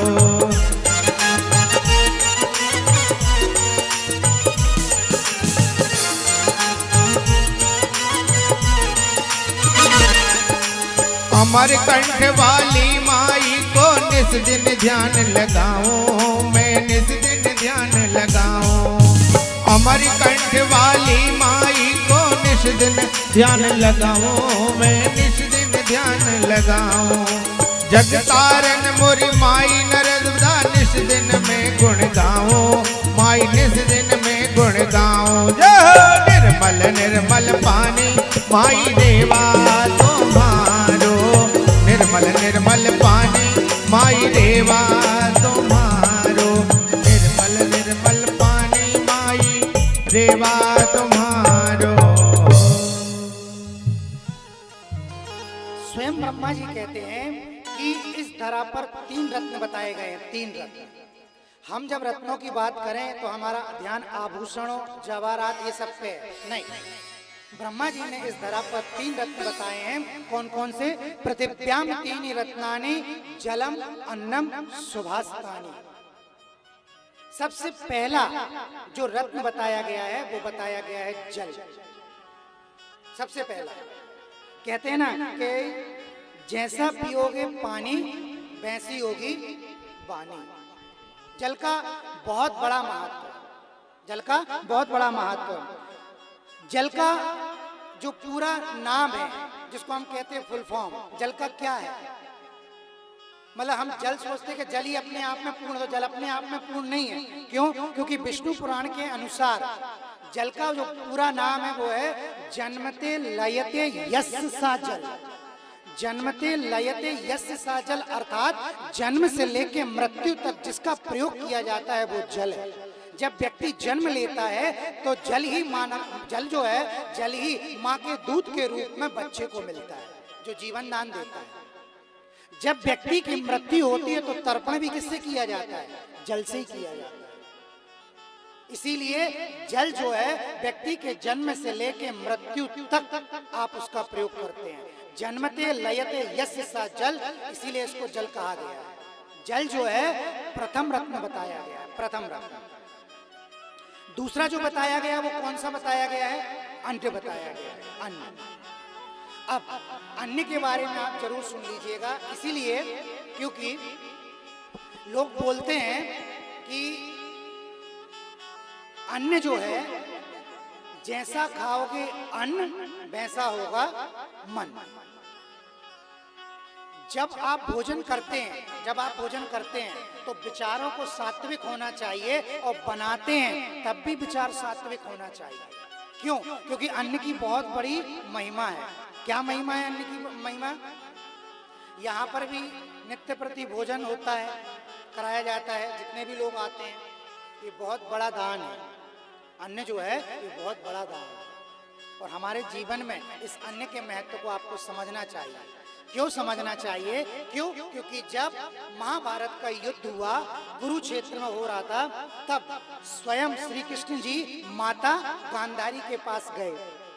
किसको लेके? भोजन को लेके। भोजन लेके जाते हैं और माता गांधारी के पास जाके कहते हैं कि माता भोजन कर लो। तब माता गांधारी क्या कहती हैं कि कन्हैया, मेरे पुत्रों की मृत्यु हो गई है और तुम मुझे कह रहे हो कि भोजन कर लो, तो मैं लगता है कि मैं भोजन कर सकती हूँ। देखिएगा वो क्या बोलती हैं कि तुम्हें लगता है कि मैं भोजन कर सकती हूँ। तब श्री कृष्ण जी कहते हैं कि ठीक है माता, आपको भोजन नहीं करना तो मत करिए, ठीक है। अब देखिए वो श्री कृष्ण जी माता गांधारी की परीक्षा ले लेते हैं, और कुरुक्षेत्र में बेर का जो पेड़ होता है ना, वो बन के वहीं पर खड़े हो जाते हैं। बेर के जो वृक्ष था, उसके जो फल हुए बेर, उसकी सुगंध इतनी ज्यादा तेज होती है कि माता गांधारी से रहा नहीं जाता, और उस सुगंध के कारण वो कुरुक्षेत्र के उस पेड़ के पास आ जाती है। और अब चूंकि माता गांधारी के आंखों में भी पट्टी बंधी होती, तो उनको दिखता तो है नहीं। अब वो उस वृक्ष को पाने के लिए अपने ही पुत्रों की जो वहां पर मृत शरीर रहता है वो उनको इकट्ठा करती जाती हैं, और अपने पुत्रों के मृत शरीर पर ऊपर चढ़कर उस फल को प्राप्त करती हैं। जैसे ही वो ऊपर हाथ अपना करती, श्री कृष्ण जी और ऊंचे कर लेते, श्री कृष्ण और ऊंचा कर लेते। एक एक करके उन्होंने अपने पुत्र जो मृत हो गए थे उनका ढेर लगाया, ढेर पे चढ़ के उस फल को प्राप्त किया। जैसे ही फल पाया है, श्री कृष्ण जी प्रकट हो गए और कहते हैं कि माता, मैं आपसे यही तो कह रहा था कि आप भोजन पालो। मैंने आपसे ये कहाँ कहा कि आप हमेशा खाते रहो, ये करते रहो, वो मैं आपसे कह रहा था आप भोजन कर लो, लेकिन आपने भोजन को मना कर दिया। तो अन्य का कभी भी अपमान हमें नहीं करना चाहिए। आप यदि यहाँ पर जो भी प्रसाद लेते हैं, भोजन करते हैं, तो उतना ही लीजिए जितना आपकी थाली में या जितना आपके पेट में समा जाए। अन्य का हमें अपमान कभी नहीं करना चाहिए, और अन्य का हमें अन्य का दान जरूर करना चाहिए। दान को लेके आप जरूर सुन लीजिएगा, दान का क्या महत्व है। हमें तो ऐसा लगता है कि कभी कभी यहाँ जो दान चल रहा है तो आप पूरा जो पुण्य यहाँ का समेट के वहीं ना चला जाए, बाकी को बचेगा ही नहीं। अन्न का दान कितना बड़ा, आप कितने हीरे जवाहरात पैसे दान करिए, उसका कोई पुण्य मिलेगा, लेकिन उतना पुण्य नहीं जितना अन्न का है। जब कर्ण की मृत्यु होती है, तो जब कर्ण स्वर्ग लोक में जाते हैं, तो वो इंद्रदेव से कहते हैं कि इंद्रदेव मुझे भूख लगी है, अन्न चाहिए, अन्न चाहिए। बोले बिल्कुल भूख लगी है, हम आपको भोजन देते हैं, ठीक है दे दीजिए। तब इंद्रदेव थाल में हीरे जवाहरात सोना चांदी सब लेके जाते हैं कर्ण के पास और कहते लो खा लो। कर्ण कहता है कि इंद्रदेव मैं आपसे कह रहा हूं कि भोजन चाहिए, मुझे भूख लगी, आप मुझे हीरे जवाहरात दे रहे हैं। तब इंद्रदेव कितना अच्छा कहते हैं कि कर्ण तुम इस सारे ब्रह्मांड के तीनों लोकों के सबसे बड़े दानी हो, सबसे बड़े दानी हो, लेकिन तुमने अपने जीवन में कभी भी अन्न का दान नहीं किया। काय का दान किया? सोने का दान किया, चांदी का दान किया, हीरों का दान किया, यहाँ तक तुमने अपने कुंडल तक दे दिए, जिसके कारण तुम्हारी मृत्यु हुई, लेकिन तुमने कभी अन्न का दान नहीं किया। तो जब दान अन्न का नहीं किया तो खाने कैसे मिले? अन्न जो रखा ये खा लो। कर्ण की आंखों में आंसू आ गए, दुखी हो गए, मैं क्या करूं? तब इंद्रदेव कहते हैं कि आप नीचे जाइए भूलोक पर और अन्न का दान करिए। वो कैसे होगा? बोले मैं आपको इस धरा पर भेजता हूँ। पहली बार ऐसा हुआ होगा कि मृत होने के बाद कोई इंद्रलोक से इस धरा पर आया है, तो वो है कर्ण। कर्ण इस धरा पर आए, उन्होंने अपने भाई धर्मराज युधिष्ठिर जो कि नित्य प्रति 10,000 व्यक्तियों को भोजन कराते थे, उन्होंने अपने भाई से बंधु से कहा कि मेरे निमित्त आप 10,000 ब्राह्मणों और ऋषियों को आप भोजन कराइए ताकि मेरा तरन तारण हो जाए। तब धर्मराज युधिष्ठिर ने कर्ण के निमित्त 10,000 लोगों को भोजन कराया और पुनः फिर इंद्रदेव कर्ण को लेने आए और इंद्रलोक गए। अन्नदान की बहुत बड़ी महिमा है, हमें अन्न का दान जरूर करना चाहिए। किसी चीज का आप करो चाहे ना करो, अन्न का दान जरूर करना। और अन्न हमारा कैसा होना चाहिए? सात्विक होना चाहिए। क्यों? क्योंकि जब रावण शूर्पणखा जब प्रभु श्री राम जी के पास पहुंची तो नाक तो काटी दी थी लक्ष्मण जी ने। नाक कटने के बाद शूर्पणखा कहाँ पहुंची? रावण के पास। तो कहती हैं कि भैया मेरी तो नाक लक्ष्मण ने काट दी, अब बारी किसकी है? तुम्हारी। अब बारी तुम्हारी है तो इसका बचना है तो सिर्फ 2 ही उपाय हैं। पहला, या तो आप प्रभु श्री राम के चरणों में जाके लौट जाओ, क्षमा प्रार्थना कर लो तो बच जाओगे, या फिर आप उनसे युद्ध करो। तब रावण जो कि कितना बड़ा ज्ञानी है, वो क्या कहते हैं रावण कहता है कि बहन मैं प्रभु श्री राम के चरणों में तो नहीं जा सकता क्षमा करने मांगने के लिए। क्यों? क्योंकि मेरा जो भोजन है वो सात्विक नहीं है, मेरे जो कर्म है वो सात्विक नहीं है, तो अब मैं उनसे युद्ध ही करूंगा। यदि भोजन सात्विक होता तो शायद रावण भी प्रभु श्री राम के चरणों में जाके क्षमा प्रार्थना कर सकता। इसीलिए अन्न जो है ना, अन्न का हमें कभी अपमान नहीं करना चाहिए, और अन्न जो है हमारे जीवन में सात्विक होना चाहिए, चाहे आप बनाएं और चाहे आप खाएं, दोनों परिस्थिति में। इसलिए अन्न को दूसरा रत्न कहा गया है। तीसरा रत्न किसको कहा गया है? तीसरा रत्न कहा गया है हमारी वाणी को। हमारी वाणी को कहा गया है। क्यों? जैसी आप वाणी बोलोगे वैसा ही आपके साथ होगा। और मां नर्मदा के सामने ये भी आप सुन लीजिए, इसमें लिखा हुआ है कि मां नर्मदा के तट पर जिस विचार से आप बैठे हो वही सब आपके साथ घटित होगा, ये आप मान के चलिए।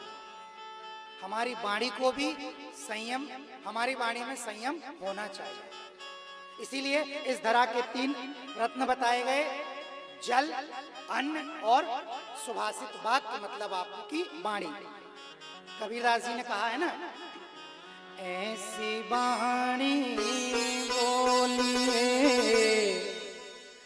मन का आपा को,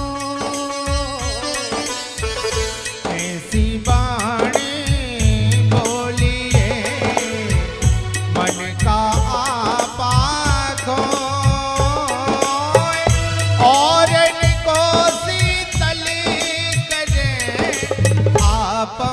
शीतल होय मनवा आपहु शीतल होय।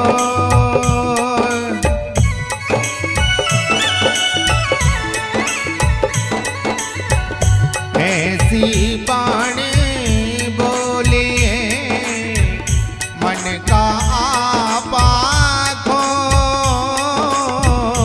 ऐसी बाणी बोलिए मन का आपा खोय।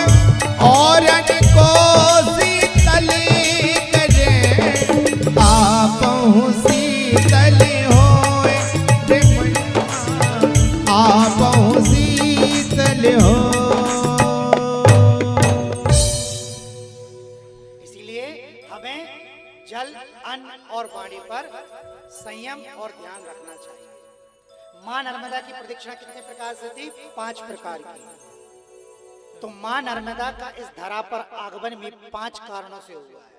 5 कारण इसके बताए गए हैं मां नर्मदा के इस धरा पर आने के। मां नर्मदा, हमें ये लगता है कि हम मां नर्मदा के दर्शन बड़े सहज तरीके से कर लेते हैं, तो मां नर्मदा ऐसे इस धरा पर आ गई है। अरे ये मां नर्मदा महादेव की पुत्री हैं, पुत्री। और इतने वरदान मिले हैं मां नर्मदा को कि आप कल्पना भी नहीं कर सकते। इस पूरे ब्रह्मांड में भूत, भविष्य और वर्तमान में किसी को इतने वरदान नहीं मिले। न देवता, न राक्षस, न ऋषि, न मुनि, न तपस्वी, न संत, सिर्फ मिले हैं तो मां नर्मदा को। और हमें ये लगता है कि सहज ही आ गई होंगी। सहज नहीं आई है मां नर्मदा को इस धरा पर लाने के लिए। 5 कारण है, 5। सबसे पहला सुन लीजिए, राजा हिरण्यतेजा की तपस्या। राजा हिरण्यतेजा ने अपने पितरों का तर्पण करने के लिए मां नर्मदा को इस धरा पर लाए थे, प्रार्थना की थी। मां नर्मदा को इस धरा पर लाने के लिए राजा हिरण्यतेजा ने एक यज्ञ किया। राजा थे, यज्ञ किया। यज्ञ में सबको बुलाया, ऋषियों को बुलाया, ब्राह्मणों को बुलाया और अपने पितरों को बुलाया, सबको बुलाया। यज्ञ बहुत अच्छे संपन्न हुआ, भोजन प्रसादी हुई, सब हुआ, सब प्रसन्न होकर चले गए। लेकिन जब राजा हिरण्यतेजा ने पितरों से ये पूछा कि आप प्रसन्न हुए कि नहीं हुए, तब पितर कहते कि हम प्रसन्न नहीं हैं। राजा हिरण्यतेजा को बड़ा आश्चर्य हुआ कि मैंने इतना सब कुछ किया, सारे ऋषि सब बोलते प्रसन्न, पितर के। और एक बात याद रखिए, पितृ यदि आपके सुखी नहीं होंगे, आपके जीवन में कभी भी सुख समृद्धि नहीं आ सकती है, बिल्कुल तय। तब वो कहते हैं कि प्रभु अब ऐसा क्या कर दे कि आपका तरन तारण हो जाए। तब उनके पितर कहते हैं कि हमको यदि तारना है तो मां नर्मदा को इस धरा पे लेके आओ। अब राजा हिरण्यतेजा पूछ रहे हैं कि प्रभु कहां से ले आए, ये कौन है मां नर्मदा? तब उनके पितर कहते हैं कि मां नर्मदा महादेव की पुत्री है, तुम महादेव का तप करो, तब मां नर्मदा इस धरा पर आएंगे। तब राजा हिरण्यतेजा ने महादेव का 14,000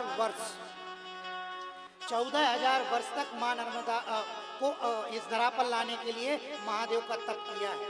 महादेव प्रसन्न हो गए, 14,000 वर्ष तप किया। महादेव प्रसन्न हुए, बोले मांगो क्या वरदान चाहिए।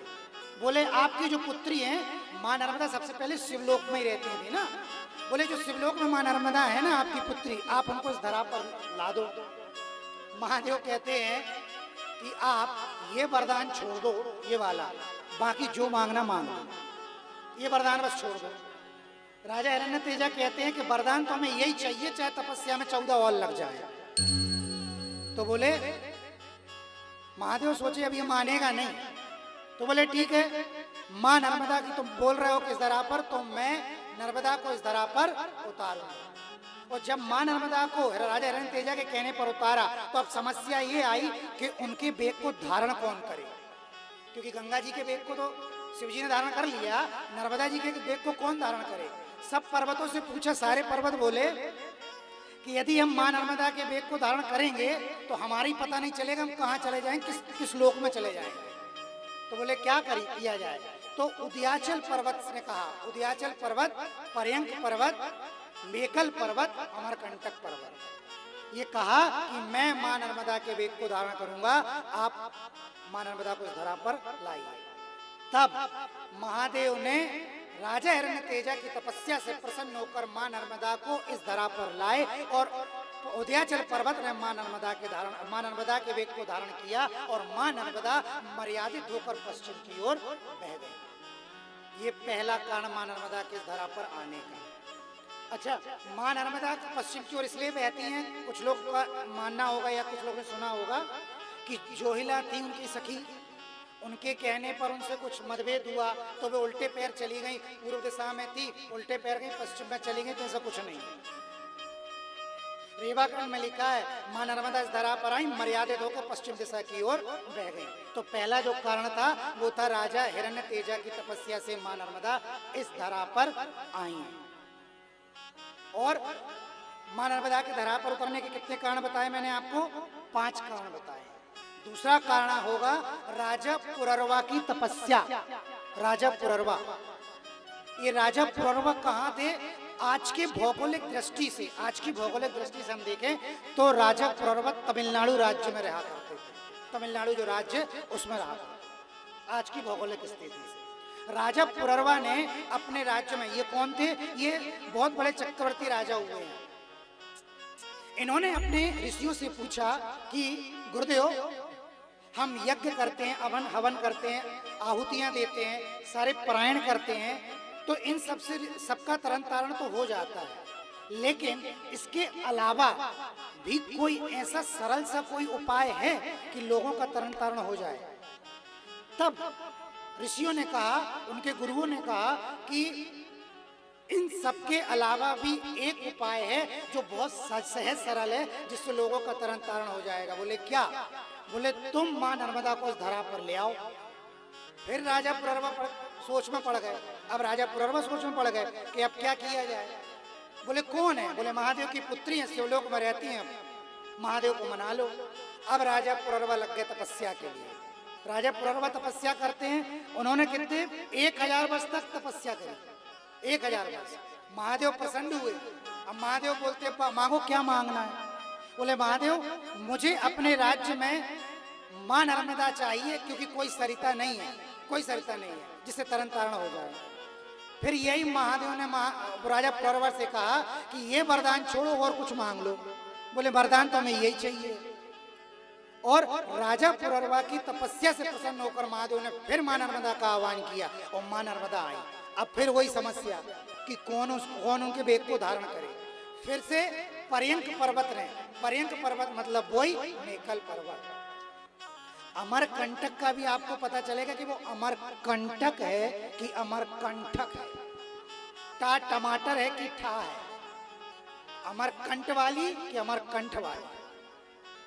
तो अमरकंटक के भी आपको पूरा विस्तार सुनने मिलेगा कि अमरकंटक है क्या, ये कौन अमरकंटक है। तो पर्यंक पर्वत ने कहा कि मैं मां नर्मदा के वेग को धारण करूंगा, आप तो मां नर्मदा को उतारो। फिर महादेव ने मां नर्मदा का शिवलोक से आह्वान किया। मां नर्मदा धरा पर आई, पर्यंक पर्वत ने धारण किया, माता मां नर्मदा मर्यादित हुई और पश्चिम की ओर बह चली। तो दूसरा कारण राजा पुररवा की तपस्या मां नर्मदा के धरा पर। सोचो, कोई 14,000 वर्ष तपस्या कर रहा, कोई 1000 वर्ष, हम 5 मिनट नहीं टिक पाते यहाँ। मां नर्मदा की आरती चले, मां नर्मदा का महात्म्य सुनना हो तो आप खुद देख लो कि कितने लोग महात्म्य सुनते हैं और कितने नहीं सुनते। मैं अभी बोला कि आप जिस विचार से बैठे होगे, ये व्यासपीठ से कह रहा हूं, वही ना सिद्ध हो जाए तो आप मेरे को बताना। सिर्फ मां नर्मदा के तट पर आप उस विचार से बैठना।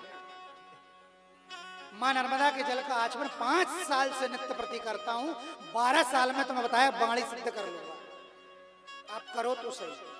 1000 वर्ष 10,000 वर्ष तपस्या करके लोग मां नर्मदा को उतार रहे, हमें मां नर्मदा सहज में मिल रही, तो हमें गंदा करने से फुर्सत नहीं। मां नर्मदा के महात्म्य को सुनने का तो समय है ही नहीं।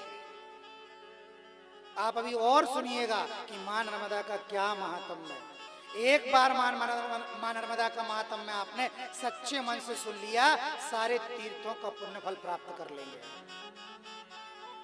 ये सिर्फ कहानी किस्से नहीं चलेगा कि ये कहानी किस्से थे। और जो मैं आपको मानसिक प्रदक्षिणा कराऊंगा सारे तीर्थों की, जो मैंने अभी तक आपको छोटी सहस्त्रधारा तक लेकर आया, ये सब इस रेवा खंड स्कंद पुराण का 5वां खंड, इसमें सब लिखा हुआ है। तीर्थों का नाम इसलिए नहीं दिया गया कि उस समय तीर्थ का नाम नहीं बना हुआ था कि मंडला है कि महाराजपुर है, लेकिन सब है इसमें। तो दूसरा कारण क्या बताया गया? राजा पुररवा की तपस्या।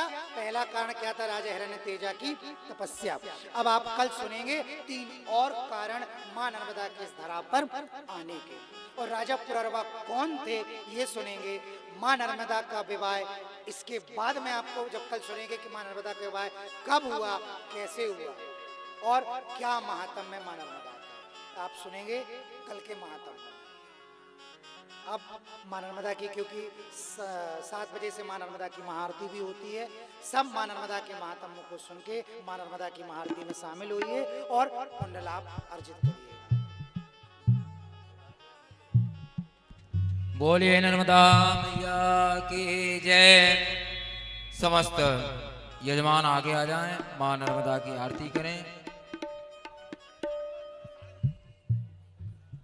कल देवादिदेव महादेव भगवान शिव का पार्थिव पूजन 11:30 बजे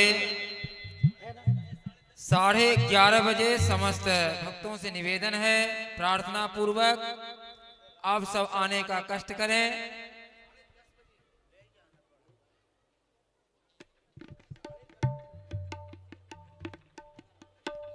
साढ़े 10 बजे जो रुद्री आज बनी है, इनका अभिषेक 10:30 बजे होगा।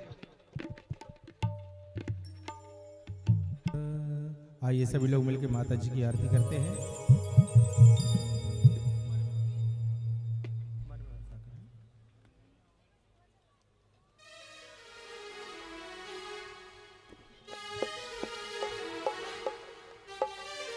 बोले श्री नर्मदा मैया की जय।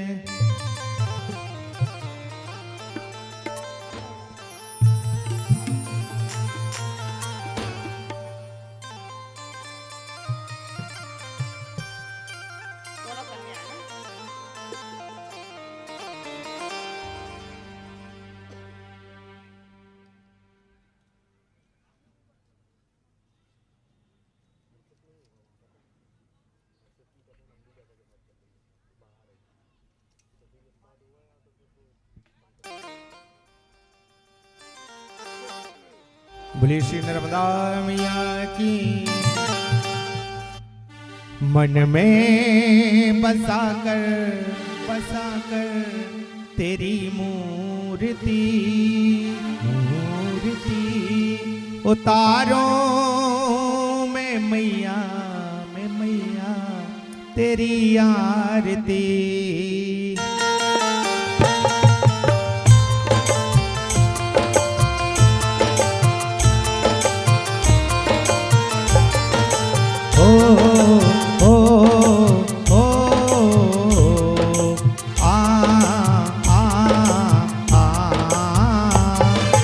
मन में बसाकर तेरी मूर्ति उतारो मारेवा तेरी आरती। मन में बसाकर तेरी मूर्ति उतारो मारेवा तेरी आरती।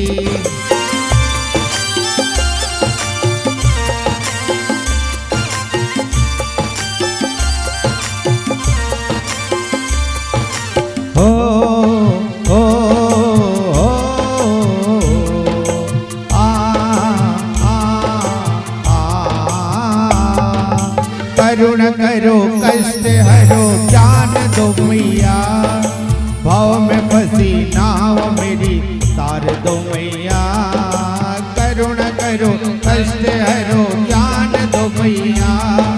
भाव में फंसी नाव मेरी तार दो मैया।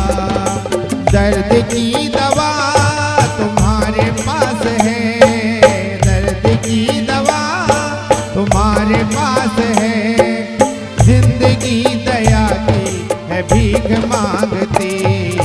मन में बसाकर तेरी मूर्ति उतारो मारेवा तेरी आरती।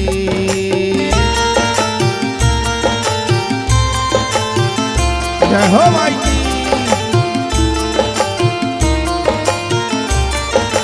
हो हो हो आ आ आ मांगो तुमसे क्या मैं यही सोचो मैया, जिंदगी जब तेरे नाम करती मैया। मांगो तुमसे क्या मैं यही सोचो मैया, जिंदगी जब तेरे नाम करती मैया। सब कुछ तेरा कुछ नहीं मेरा, सब कुछ तेरा कुछ नहीं मेरा। चिंता है तुमको मैया संसार की, मन में बसा कर तेरी मूर्ति। उतारो मारेवा तेरी आरती।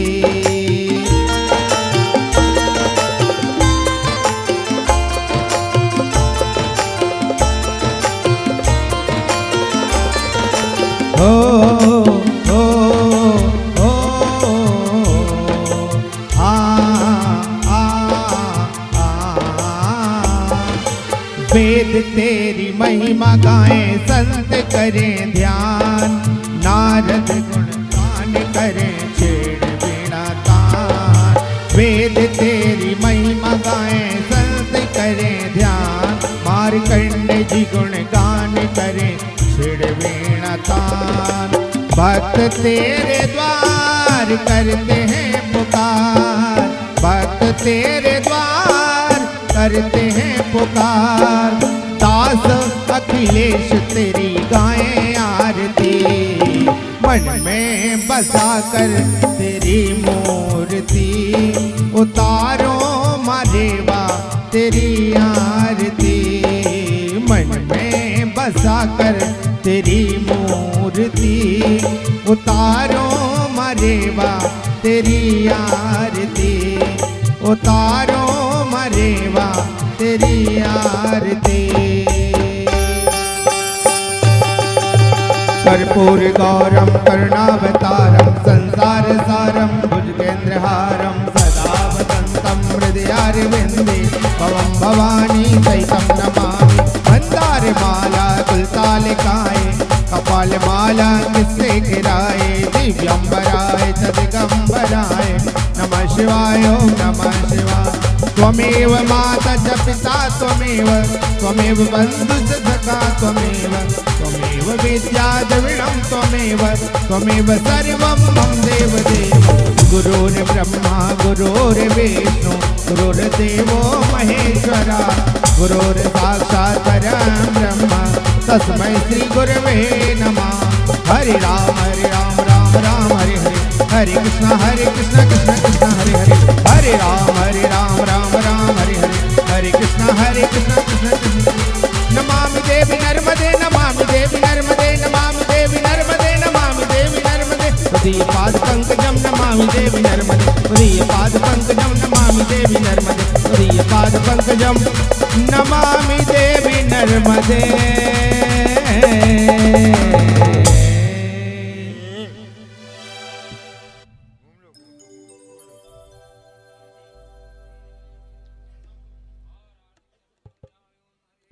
ओम एकदंताय विद्महे वक्रतुंडाय धीमहि तन्नो दन्ते प्रचोदयात्। ओम कात्यायने च विद्महे कन्याकुमारी च धीमहि तन्नो दुर्गां प्रचोदयात्। ओम तत्पुरुषाय विद्महे महादेवाय धीमहि तन्नो रुद्र प्रचोदयात्। ओम नारायणाय विद्महे वासुदेवाय धीमहि तन्नो विष्णु प्रचोदयात्। ओम महालक्ष्मी च विद्महे विष्णुपत्न्यै च धीमहि तन्नो लक्ष्मी प्रचोदयात्। ओम मेखलसुतायै च विद्महे नर्मदा देव्यै च धीमहि तन्नो रेव प्रचोदयात्। सेवन्तिका बकुलचम्पकपाटलब्जै पुण्णाङ्गजातिकरवीरसालपुष्पै बिल्व प्रवाल तुलसीदल मञ्जरे त्वां पूजयामि जगदीश्वर मे प्रसीद। नाना सुगंधि पुष्पाणि यथा कालोद्भवानि च पुष्पाञ्जलिर्मया दत्तं गृहाण परमेश्वर। ओम पराम्बाय नमः जगदाम्बिकाय नमः भगवती श्री नर्मदा देव्यै नमः। क्षमा प्रार्थना सहित बोलिए नर्मदा मैया की जय।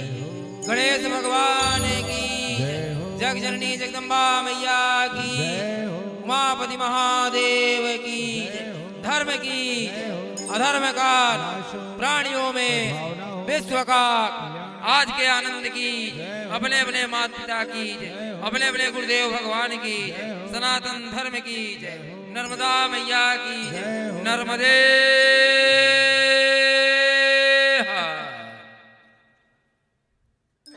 कल सुबह